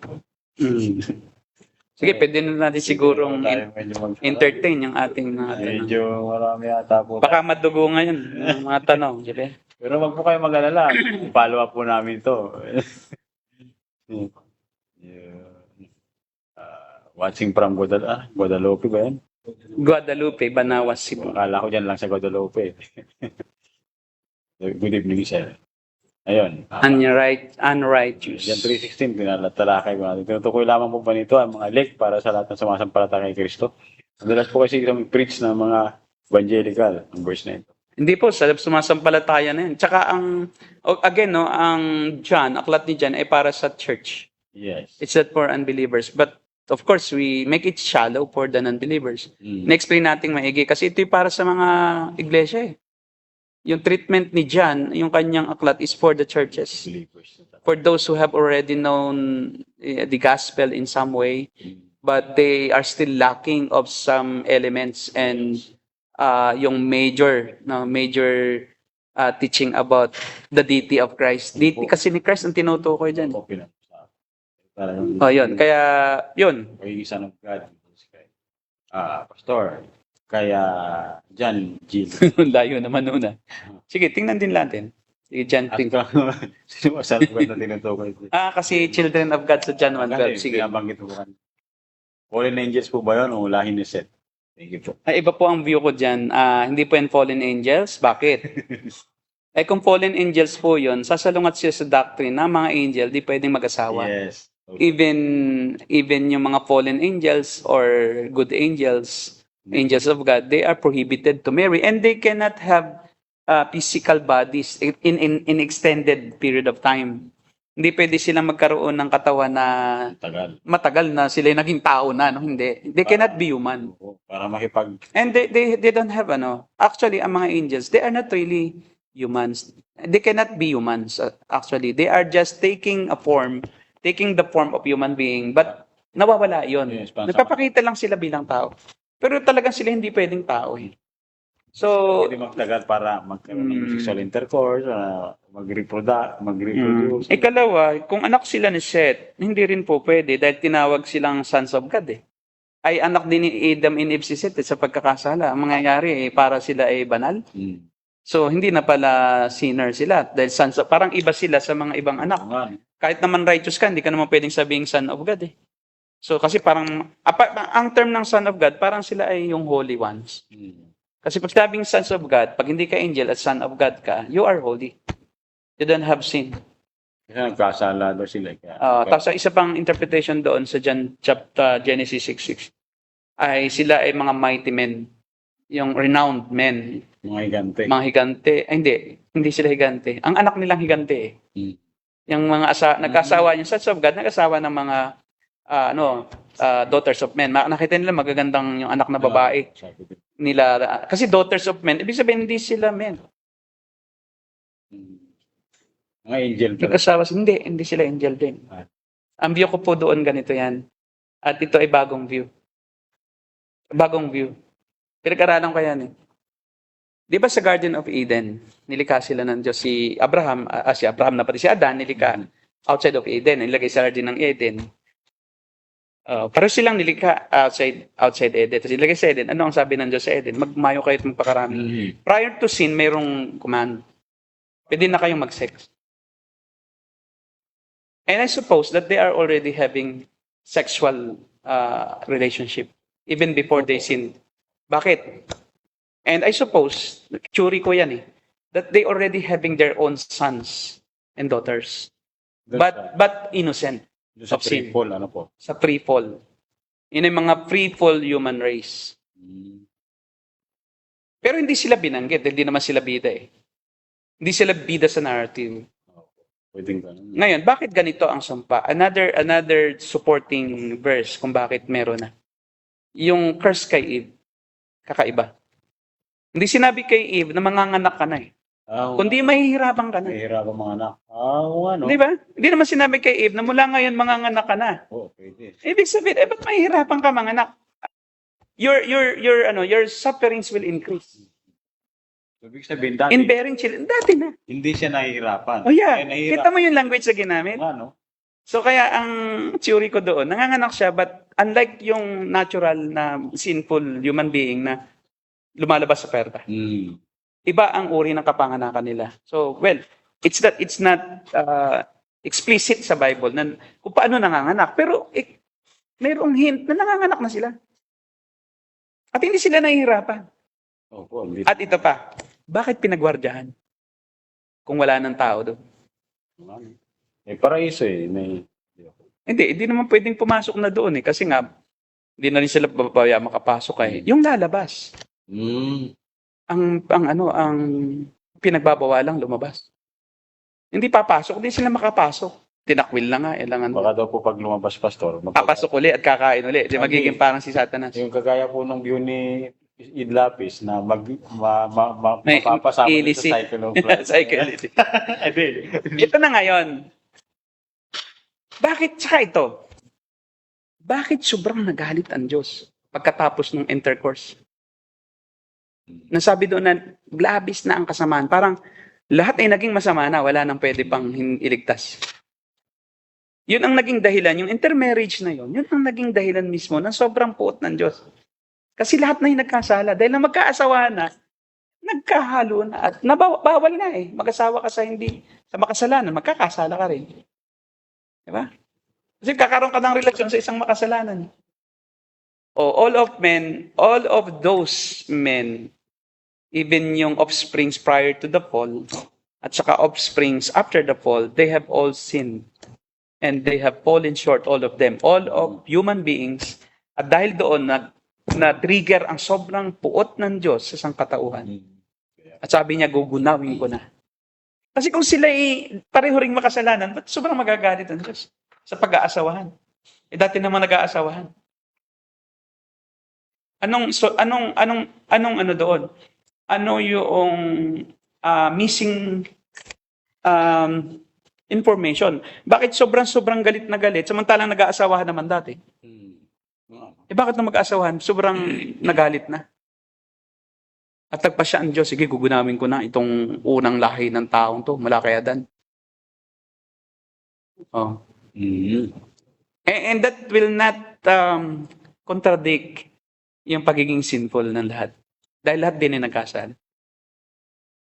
At ang resulta, ito pa, kung anghel iyon, yung mga nag-asawa na iyon, naging higanti ang anak, hindi pwede, walang genes ang anghel na tao Paano ka nagkakaroon ng gene ng tao? Hindi naman yung tao. Pero mayroong bakit naman kay Seth, ba't naman magiging higanti? Makasalanan din si Seth. Di ba? Walang special sa genes ni Seth. Yes. Pero may special sa gene ng mga ito dahil sila ay walang kasalanan. Yeah. But they have the tendency to sin. And pinili nilang lumabas din sa kalooban ng Diyos.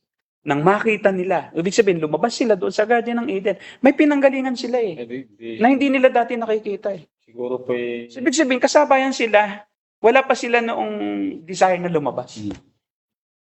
Baka po hindi naman may gwardiya po ang anghel doon Tumakas. Ikaw naman. Siyempre.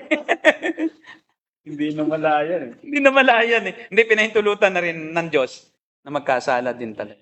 Yung iba gumapang kasi Gumapang sa ilalim. Tapos nagukay. So nakita, uy, ang gaganda pala ng mga anak ng tao. Di ba? Na, Underground pala yung... anak sila ng Diyos, ibig sabihin, they have no sin at all. Ay, pero, Kidding aside. again, that is just my view. Apo.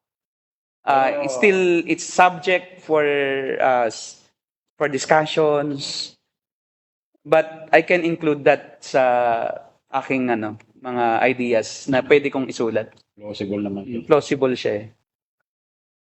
Pati infant salvation, yan.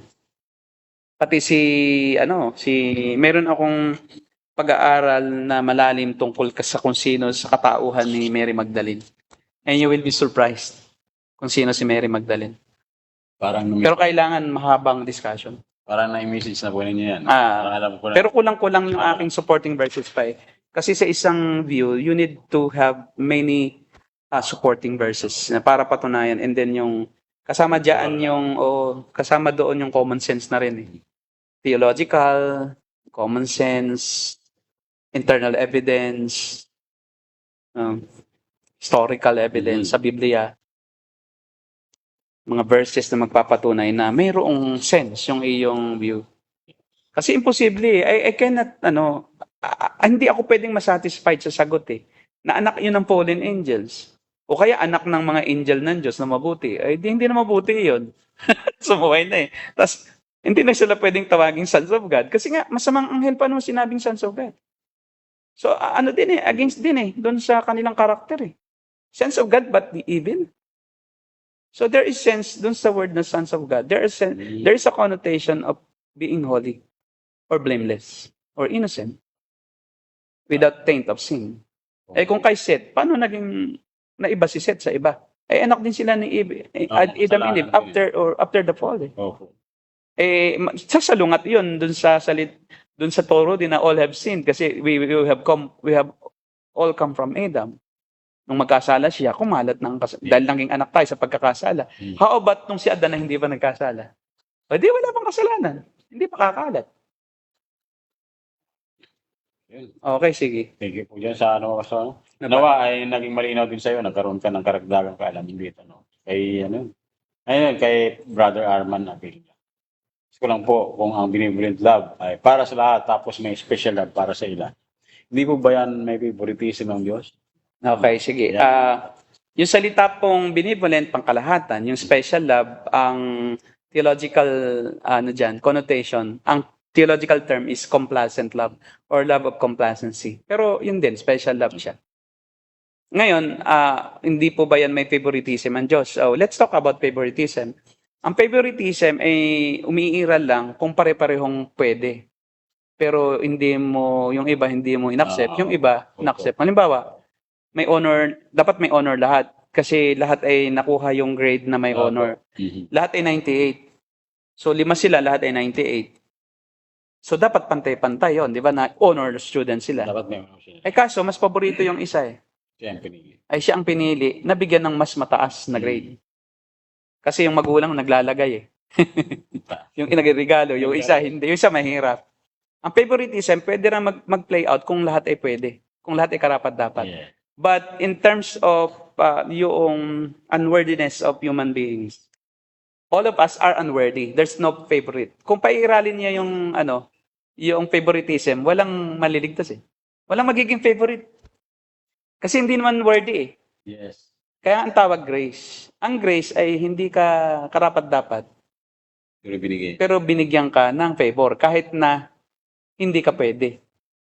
Halimbawa, 78 ka, ikaw yung niligtas. Grabe yun. Hindi na yung favoritism. Kasi hindi ka naman nakapasa. Ang mangyayari doon is unfairness. Actually, Unfair.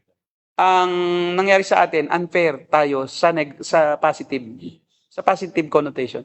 Unfair ang Diyos. Biruin mo, makasalanan na ako, niligtas pa ako. Unfair talaga. Hindi tayo dapat iligtas, pero grace ang tawag. Kasi wala namang unfairness sa Diyos. Kasi pag sinabing unfairness, may karapat dapat, hindi niligtas. Ang sa ating kalagayan, wala eh. Kasi kung fairness naman ang pairalin, lahat tayo impyerno. Fair na lang. Pairalin ng favoritism ay di magkakasala ang Diyos. Kasi karapat dapat din yung isa, hindi niya pinili. Tika muna, magkakasala siya. Kasi dapat eh. So dahil wala namang karapat dapat, walang favoritism na naganap. Kundi biyaya. Yung hindi ka naging karapat-dapat, ay talagang pinili pa rin niyang iligtas ka. At desisyon na niya yon. Walang favoritism dahil ang Diyos ay banal eh. Hindi mo pwedeng sabihin favorite ka. Hindi. Ang Diyos ay banal, wala siyang pinipili. At sinasabi rin ng mga talata sa kasulatan that God doesn't play favorites. Hindi nagtatangi ang Diyos. Sasalungat siya eh. So ang pagtatangi ay para lang sa mga karapat-dapat pero hindi binigyan ng karapatan lahat. At yun lang ginusto niya ang kanyang pinili. Kahit na yung iba'y pwede ring piliin. Kaso sa pagpili sa tao ng Diyos, sa pagliligtas, walang dapat piliin. Kaya walang favoritism na nangyari, kundi biyaya, kagandahang loob ang nangyari. Okay. Sabi po sabi ni Ian, wala naman, ano lang yung comment lang kanya eh. So, disregard natin yan. Bakit, kay Brother Aman pa rin, bakit ang complacent paternal love ay para lang sa mga Jews? Sabi nga ang sagot dyan uli, no? Sabi ni Paul, sino ka para tanungin ang Diyos? Chapter 9, Romans. Chapter 9, pagka iyong dinaisect, sino ka para sabihin sa Diyos na bakit mo ako ginawang ganyan? Bakit mo siya ginawang ganun? Yes. Pwede bang sabihin ng palayok, sa magpapalayok, gawin mo akong ganito, gawin mo akong ganyan? Di ba? Walang karapatan yung palayok na magdesisyon. Dahil siya palayok lang. Ang nagdidesisyon yung gumagawa. Kung sa isang limpak na putik ay yung magpapalayok ay kumuha ng kapiraso doon at ginawang mamahaling kagamitan, ay wala kang magagawa. Yun ang gusto niya eh.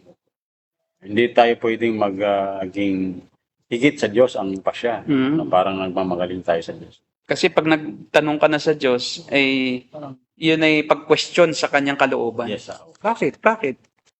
Di ba? Wala bang karapatan ang Diyos na gawin kung anong gusto niya? Diyos nga siya eh. Opo. Huwag mo na siyang ituring na Diyos kung ayaw mo na natanggapin kung ano ang desisyon niya. Ang atin na lang dapat maging attitude ay pasasalamat. Dahil salamat, kasama ka sa pinili. Yes. At doon sa mga hindi pinili, ay wala tayong karapatang tanungin ang Diyos, ba't di mo sila pinili? Pasalamat ka na lang, kabilang ka nga sa pinili eh. At yun din ang dahilan kung bakit tayo sumasamba sa Diyos dahil may misteryo eh. The reason why we continually worship God and we are always amazed in what He does is because there are things that are still hidden to us. And if God would explain to us everything, we can no longer be excited about God eh. Kasi alam na natin eh. And that's one of the reasons why we are filled with amazement always as we worship God because we don't know everything. And that makes us fall to our knees always and appreciate His wisdom. Because we are unlike God. We are just puny human beings without ability to comprehend everything. Opo, tama po, Pastor. May po ito si Souvenir Pensive, no? So, yung unang niya. Yan, sabi. How is your relationship with Christ? Does He know you spent time with Him? Hindi mo alam ang buhay. Siyempre po, iba-iba mo po ang ating hindi natin pwedeng pagmalakihan. Opo, mahirap po magsabi. Mahirap pagsabi na mas maano sa iyo. Nagmamayabang kami dito. Diyos po nakakakita na. So, sarilinin mo na lang yung tanong mo, tanongin mo rin ang sarili mo. Oh, yan. Kasi hindi mo pwedeng husgahan ng iba kahit ano pang kalagayan ng spiritualidad nila. Ako nga, hindi ko pwedeng tanongin yung isang bago pa lang mananampalataya ng ganyan tanong. Tanong mo rin sarili mo. Kasi that's a very personal question without, kumbaga, that's invading one's privacy. Yes po. Ikaw po ba ay nag-spend ka rin ng time sa Panginoon? Mayroon pa po siyang tanong. Anyways, God will soon question your relationship with Him. Bakit mo naman po questionin?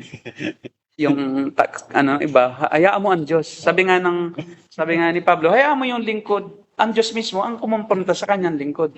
Wala kang karapatan na kumprontahin. Opo, ikaw din. Na tungkol sa ganun din. Ikaw din, questionin ka rin eh. So we are all subject to God's scrutiny. And whatever you do with your own life, that is your own accountability to God. Yes. That is your own um, yun yung ihaharap mo sa Panginoon.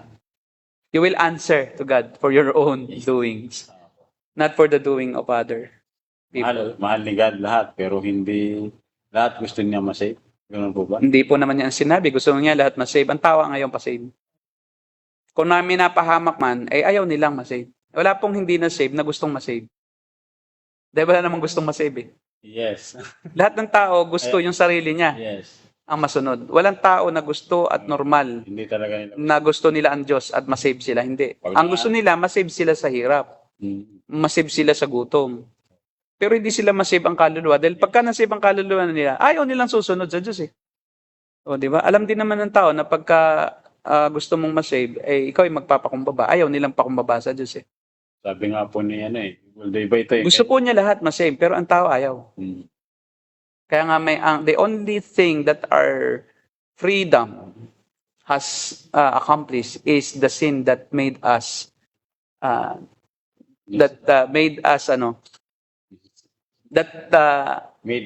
made him to decide to save us. Mayroong term si the sin that makes it necessary for God to save us. So the only thing that we have contributed to our own salvation is the sin that necessitates God to save us. Pero yun lang ating contribution sa kaligtasan natin, yung kasalanan. Kasi hindi tayo maliligtas kung hindi tayo makasalanan. Di ba? Ligtas ka na eh. Paano ka pa maligtas? Sabi nga ni Jesus Christ, pumarito ang doktor. Mm. Hindi para sa mga walang sakit. Mga elect ba na miyembro, pastor, ay ka-level din ba ng mga pastor pagdating sa antas ng kabanalan? Hindi natin alam. Pero maaari. Hindi natin kilala. Pero may maaari na may mga miyembro na mas banal pa sa pastor. Yes. May mga pastor nga na peke eh. Merong member na totoo. Yung pastor nila hindi pupuntang langit. Pero mga miyembro pupunta. Kaya pong antas ng kabanalan at pananampalataya ay hindi po mahuhusgahan sa kung ano yung iyong antas ng posisyon sa iglesia. Yung bishop ka man o ikaw ay reverend, pastor nga. Hindi po nasusukat iyon sa title. Yes. Kaya pwede na mayroong hindi lang ka-level, may mas mataas pang level ng kabanalan na miyembro kaysa sa kanilang pastor.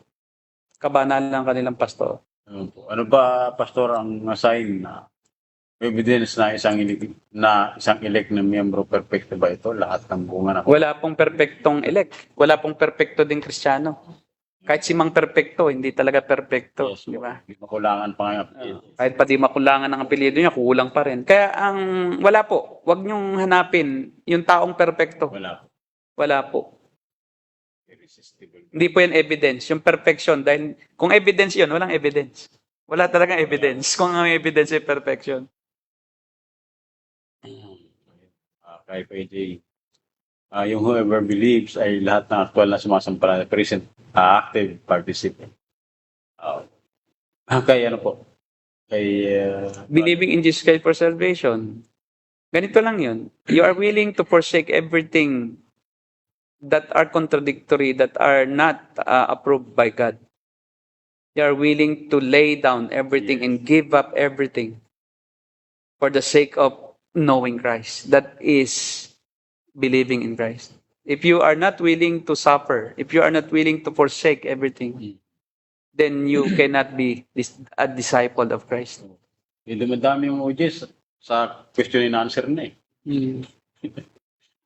Tama po ba ang interpretation? John 3:16, halimbawa po. Halimbawa po yung nangyari sa Agkoninawan, sino man ay yung mga nasa loob. Hindi kasama yung mga nasa labas. Bagamat narinig nila warning ni Edison. Tama po ba yung pastor yung view na yun para sa pagpilit? Halimbawa, yung nangyari sa Agkoninawan, sino man ay yung mga nasa loob. We don't use din that interpretation, but probably we can correlate, no? But not exactly yan ang Pwede rin gamitin na halimbawa. But that's not the exact interpretation or illustration for election. Kasi yun namang Agkoninawan ay picture lang yan eh. Historical narrative. Lahat talaga may purpose. Bakit po may class or batch po kay Pastor Pudin? May new class or batch niya. Okay po, kasi po meron na kayo doon sa old batch, no? Siguro, sige. Si Chris isama natin sa new batch. So meron pa po tayong hinihintay na 2 na lang. Kasi may 4 na. So we start with 6. Kasi pang 7 ako eh. So God's number. Di ba? Maganda yan, sir. Maganda yan, di ba? God's number. So, welcome ka, Brother Chris. So si Brother Chris naroon na sa sa luma eh. Ang alam ko pumasok na siya doon eh. Ang alam ko Kaya lang hindi siya nag-join kasi nga nasa kalagitnaan na patapos na kami. Hindi na rin maunawaan. Maganda po kung sa simula. Mayroon na tayo si 1, 2, 3, 4, 5. So 2 na lang. Ito po, Brian Dakda. Mm. Maganda po sa inyo, pastors. Hindi niyo po ba ipaliwanag yung sinasabi sa Romans 10:9? Bakit po? Baka po kasi mag-isip yung word na sumasampalataya. Salamat. Hindi po pwedeng maging cheap. Kung ngayon natin iyan, ipapakahulugan na yung salitang pagsampalataya, cheap talaga. Pero kung i-reveal mo yung context sa Romans chapter 10, yung sumasampalataya doon, you will be subject to Roman persecution. Kasi, di ba, noon, panahon ni Nero eh. So pagka ikaw sumampalataya sa iyong bibig, ipinahayag mo. Talagang Matindi yun. mapalitan buhay mo. Hindi ka magtatago na Kristyano ka, sumusunod ka lang, pero hindi mo nire-reveal. Publicly kasi. Public talaga yan na sinabi mo sa mga Romano, ako, Kristyano, ipako nyo ako. Di ba? Ganun ang katumbas nun eh. Parang hinahamon. Inahamon mo sila na, ito wanted nga kayo, ang galing mo para sinabi mo ngayon na, ako magnanakaw. Ganun yan noon eh. Yeah, Diba? Pwede bang ikulong nyo ako? Ako adik eh. Di ba? So, hindi pwedeng ganoon. Pero hinahamon ni Paul. Kailangan ipagtapat mo sa iyong labi. Ibig sabihin, willing kang mamatay. That's the context yun. Context na. Oo, ba? Sumampalataya ka. Sumasampalataya ka sa iyong bibig, di ba? Dineclare mo. If you confess with your mouth, matindi yun, yung confession with your mouth noon. Kasi ang turing sa mga Kristiyano, mga rebelde. Yes. Kasi akala nila yung Christianity kalaban ng Roman Empire. So parang sinabi mo na, ako si Trillanes, kaya ako si Digong. Para sa mga maka-BBM, pag sinabi mo, ako makadigong, puputaktihin ka ng ako nga, may mga ako may mga nagpapadala sa akin na mga message eh. Block agad, ayaw kong magulo. Diba? Block ka agad, pasensya na. Saka na lang kita i-unblock pagka ka na, pag tumama na si Bongbong ulit. Mamano saan? Nanalo na ulit, di ba? Yun lang yan eh. Opo. Kasi wag mong isaksak sa iba yung ganun yun noon. Parang sinasaksak mo sa iba yung Christianity. Yes. Pero yabang mo Para nakakairita. Nakakairita yan. Mga Romano, kalaban ang Kristyanismo, tapos ipapahayag mo, ako Kristiyano. Ang sinabi mo, yari ka pagka Duterte ang sasabihan mo, ako BBM, yari ka. Politika pa lang yan, ha? Yung noon, ang tingin ng mga treatment ng mga Romano ay threat sa Roman Empire, ang Christianity, kaya sinusunog nila yung mga Kristiyano. Di ba? Grabe. Sabi ni Brother Chris, hindi man pinili sa love life, basta pinili naman ni Lord. Ayan po. Ano masasabi niyo, Pastor, sa mga churches na nakikita daw nila ang kasalanan ng mga ninuno at sisingilin daw sa kanila? Ano ba ito? Nakikita nila? Ay, di false, false prophets. Dahil po, once na ang isang tao nagsisi, once and for all, kahit di niya inisa-isa, wala nang sisingilin kasalanan. At pati yung kasalanan ng ninuno, sisingilin sa'yo. Ang Diyos po hindi maniningil ng bayad sa walang utang sa kanya. Kung may utang sa kanya lang. Personal po kasi ang dealing ng Diyos sa kasalanan. Hindi po yung genealogical or familial or racial na buong lahi nyo, ikaw ang mananagot. Hindi pwedeng ganoon. Hindi po yan, hindi mo kailangang i-renounce ang kasalanan ng ninuno mo. Hindi mo naman kasalanan yun. Wala kang pananagutan sa kasalanan ng iba. Ang pananagutan mo yung sarili mong kasalanan. Between 1689, ako po 1689. Di mas po ako dyan. Reformed Confession. Kaya lang modified pa rin po kami pagdating sa infant salvation at saka doon sa baptism. Sa bagay, rin yan, ang baptism nila adult din. Pero yun, pagdating sa millennial, meron kami. So kaya po kami, modified kami 1689. Kasama si Satan sa redemption na ginawa ni Jesus. Saan? Sa redemption daw po, kasama, i-redeem ni Jesus. Hindi na po eh.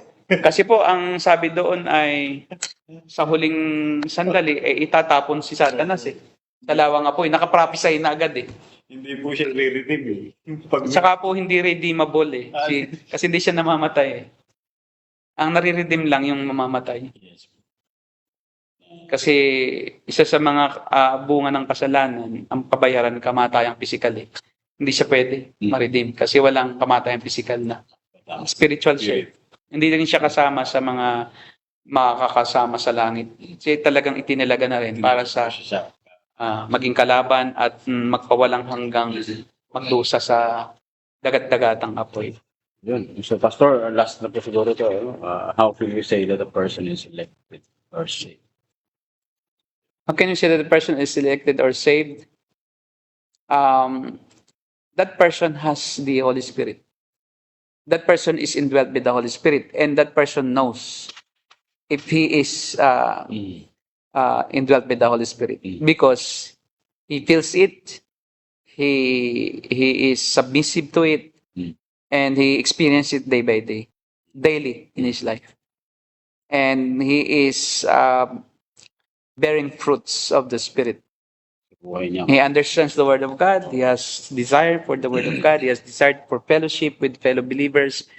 He desires to worship God and to join a church that is Bible believing and God exalting, and a church that doesn't compromise the truth.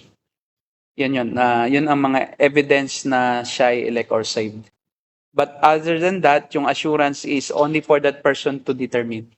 We cannot determine yung assurance niya kung siya tiyak na save ba siya or not. Nasa kanya yun. Nasa kanya yun. Only God and that person who is elect, who is also indwelt by the Spirit of God, know his standing before God. Silang dalawa ng Diyos ang nakakaalam kung ano yung kanilang relasyon. But aside from that, we cannot preclude kung ikaw ba talaga ay tunay na saved or tunay na elect. Mayroong mga signs, but we cannot fully know your own spiritual condition. Kasi personal yan. Personal. Personal ang kaligtasan. Individual yan. Hindi ko pwedeng husgahan ang isang tao, yung kanyang personal na relasyon sa Diyos. Sino ako para manghusga? Kung sa impyerno, maliban na lang kung talagang false teacher. Pwede kong husgahan eh. Malinaw naman na siya false teacher eh, gaya ni Kibuloy. Unless he repent o from his sins. May level po ba sa heaven? Yun yung mga malaki. The Bible is silent about that, but because we are creation of God, meron tayong space. Meron tayong na-acquire na space eh. Kasi nga tayo din ay matter eh. So, gusto ko yung sinabi ni sino ba si John MacArthur ata to, tungkol sa isang Kristiyano, kay Billy Graham. Sino ba yun? Si R.C. Sproul pala. Si R.C. Sproul. Tinanong daw si R.C. Sproul, what about Billy Graham? Do you think you can see him in heaven? Yes. Sabi ni R.C. Sproul, maybe I can see him in heaven. Because he will be so near to God and he will be so far. But of course, lang yun? Act of humility. But I do believe mas malapit si R.C. Sproul sa trono ng Diyos. Well, makikita natin talaga merong malapit yung 24 elders, no? Doon sila katabi ng ng Lamb of God, katabi ng Panginoong Jesus eh. We cannot discount that probability that there is space in heaven, and most probably nga yung iba ay talagang medyo malayo na sa presensya ng kasi may ganun eh, makikita mo. Pero nasa langit pa rin. Hindi siguro, makakapunta naman tayo. Di ba? Kaya lang, syempre, hindi tayo pwedeng magsiksikan sa isang space eh. Patong-patong. Kasi mag-ano ka pa rin kahit spirit being ka. May ano ka pa rin eh. At saka may physical eh. Physical po tayo kasi. Pero yun nga lang physical natin, glorified body, pwedeng magkasama sa isang lugar. Pwede patong-patong tayo, pwede rin naman. Kaya lang, di ba? May order eh. Hop, tika muna, ikaw muna. Hindi pwedeng, di ba? Magunahan eh. May courtesy pa rin sa heaven. I do believe there's still courtesy in heaven. There's still ethics in heaven. But ano na, heavenly ethics, heavenly courtesy, heavenly mind, heavenly arrangement. May arrangement ang Diyos dan. At yun yung sinasabi doon ni Paul na no eye has seen, no ear has heard what God has prepared for those who are of Him. Yun yung mga mararanasan pa natin. May pinrepare ang Diyos para sa atin dyan. Pero masaya na ako kahit ako ay malayo sa trono. Basta nasa langit. Basta ako nasa langit, wala akong problema. Di ba? So, Pastor, Tahimik na lang ako doon. medyo matatapos ang pintan natin. No? Sige. Siguro, pangalan natin. Sa mga rewards or crown. Yan po, naniniwala ako dyan na yan po ay literal. Titles, hindi, that's not title, but I do believe that there are crowns, but we will lay down our crowns at the feet of the Lamb. Yun ang sabi doon eh.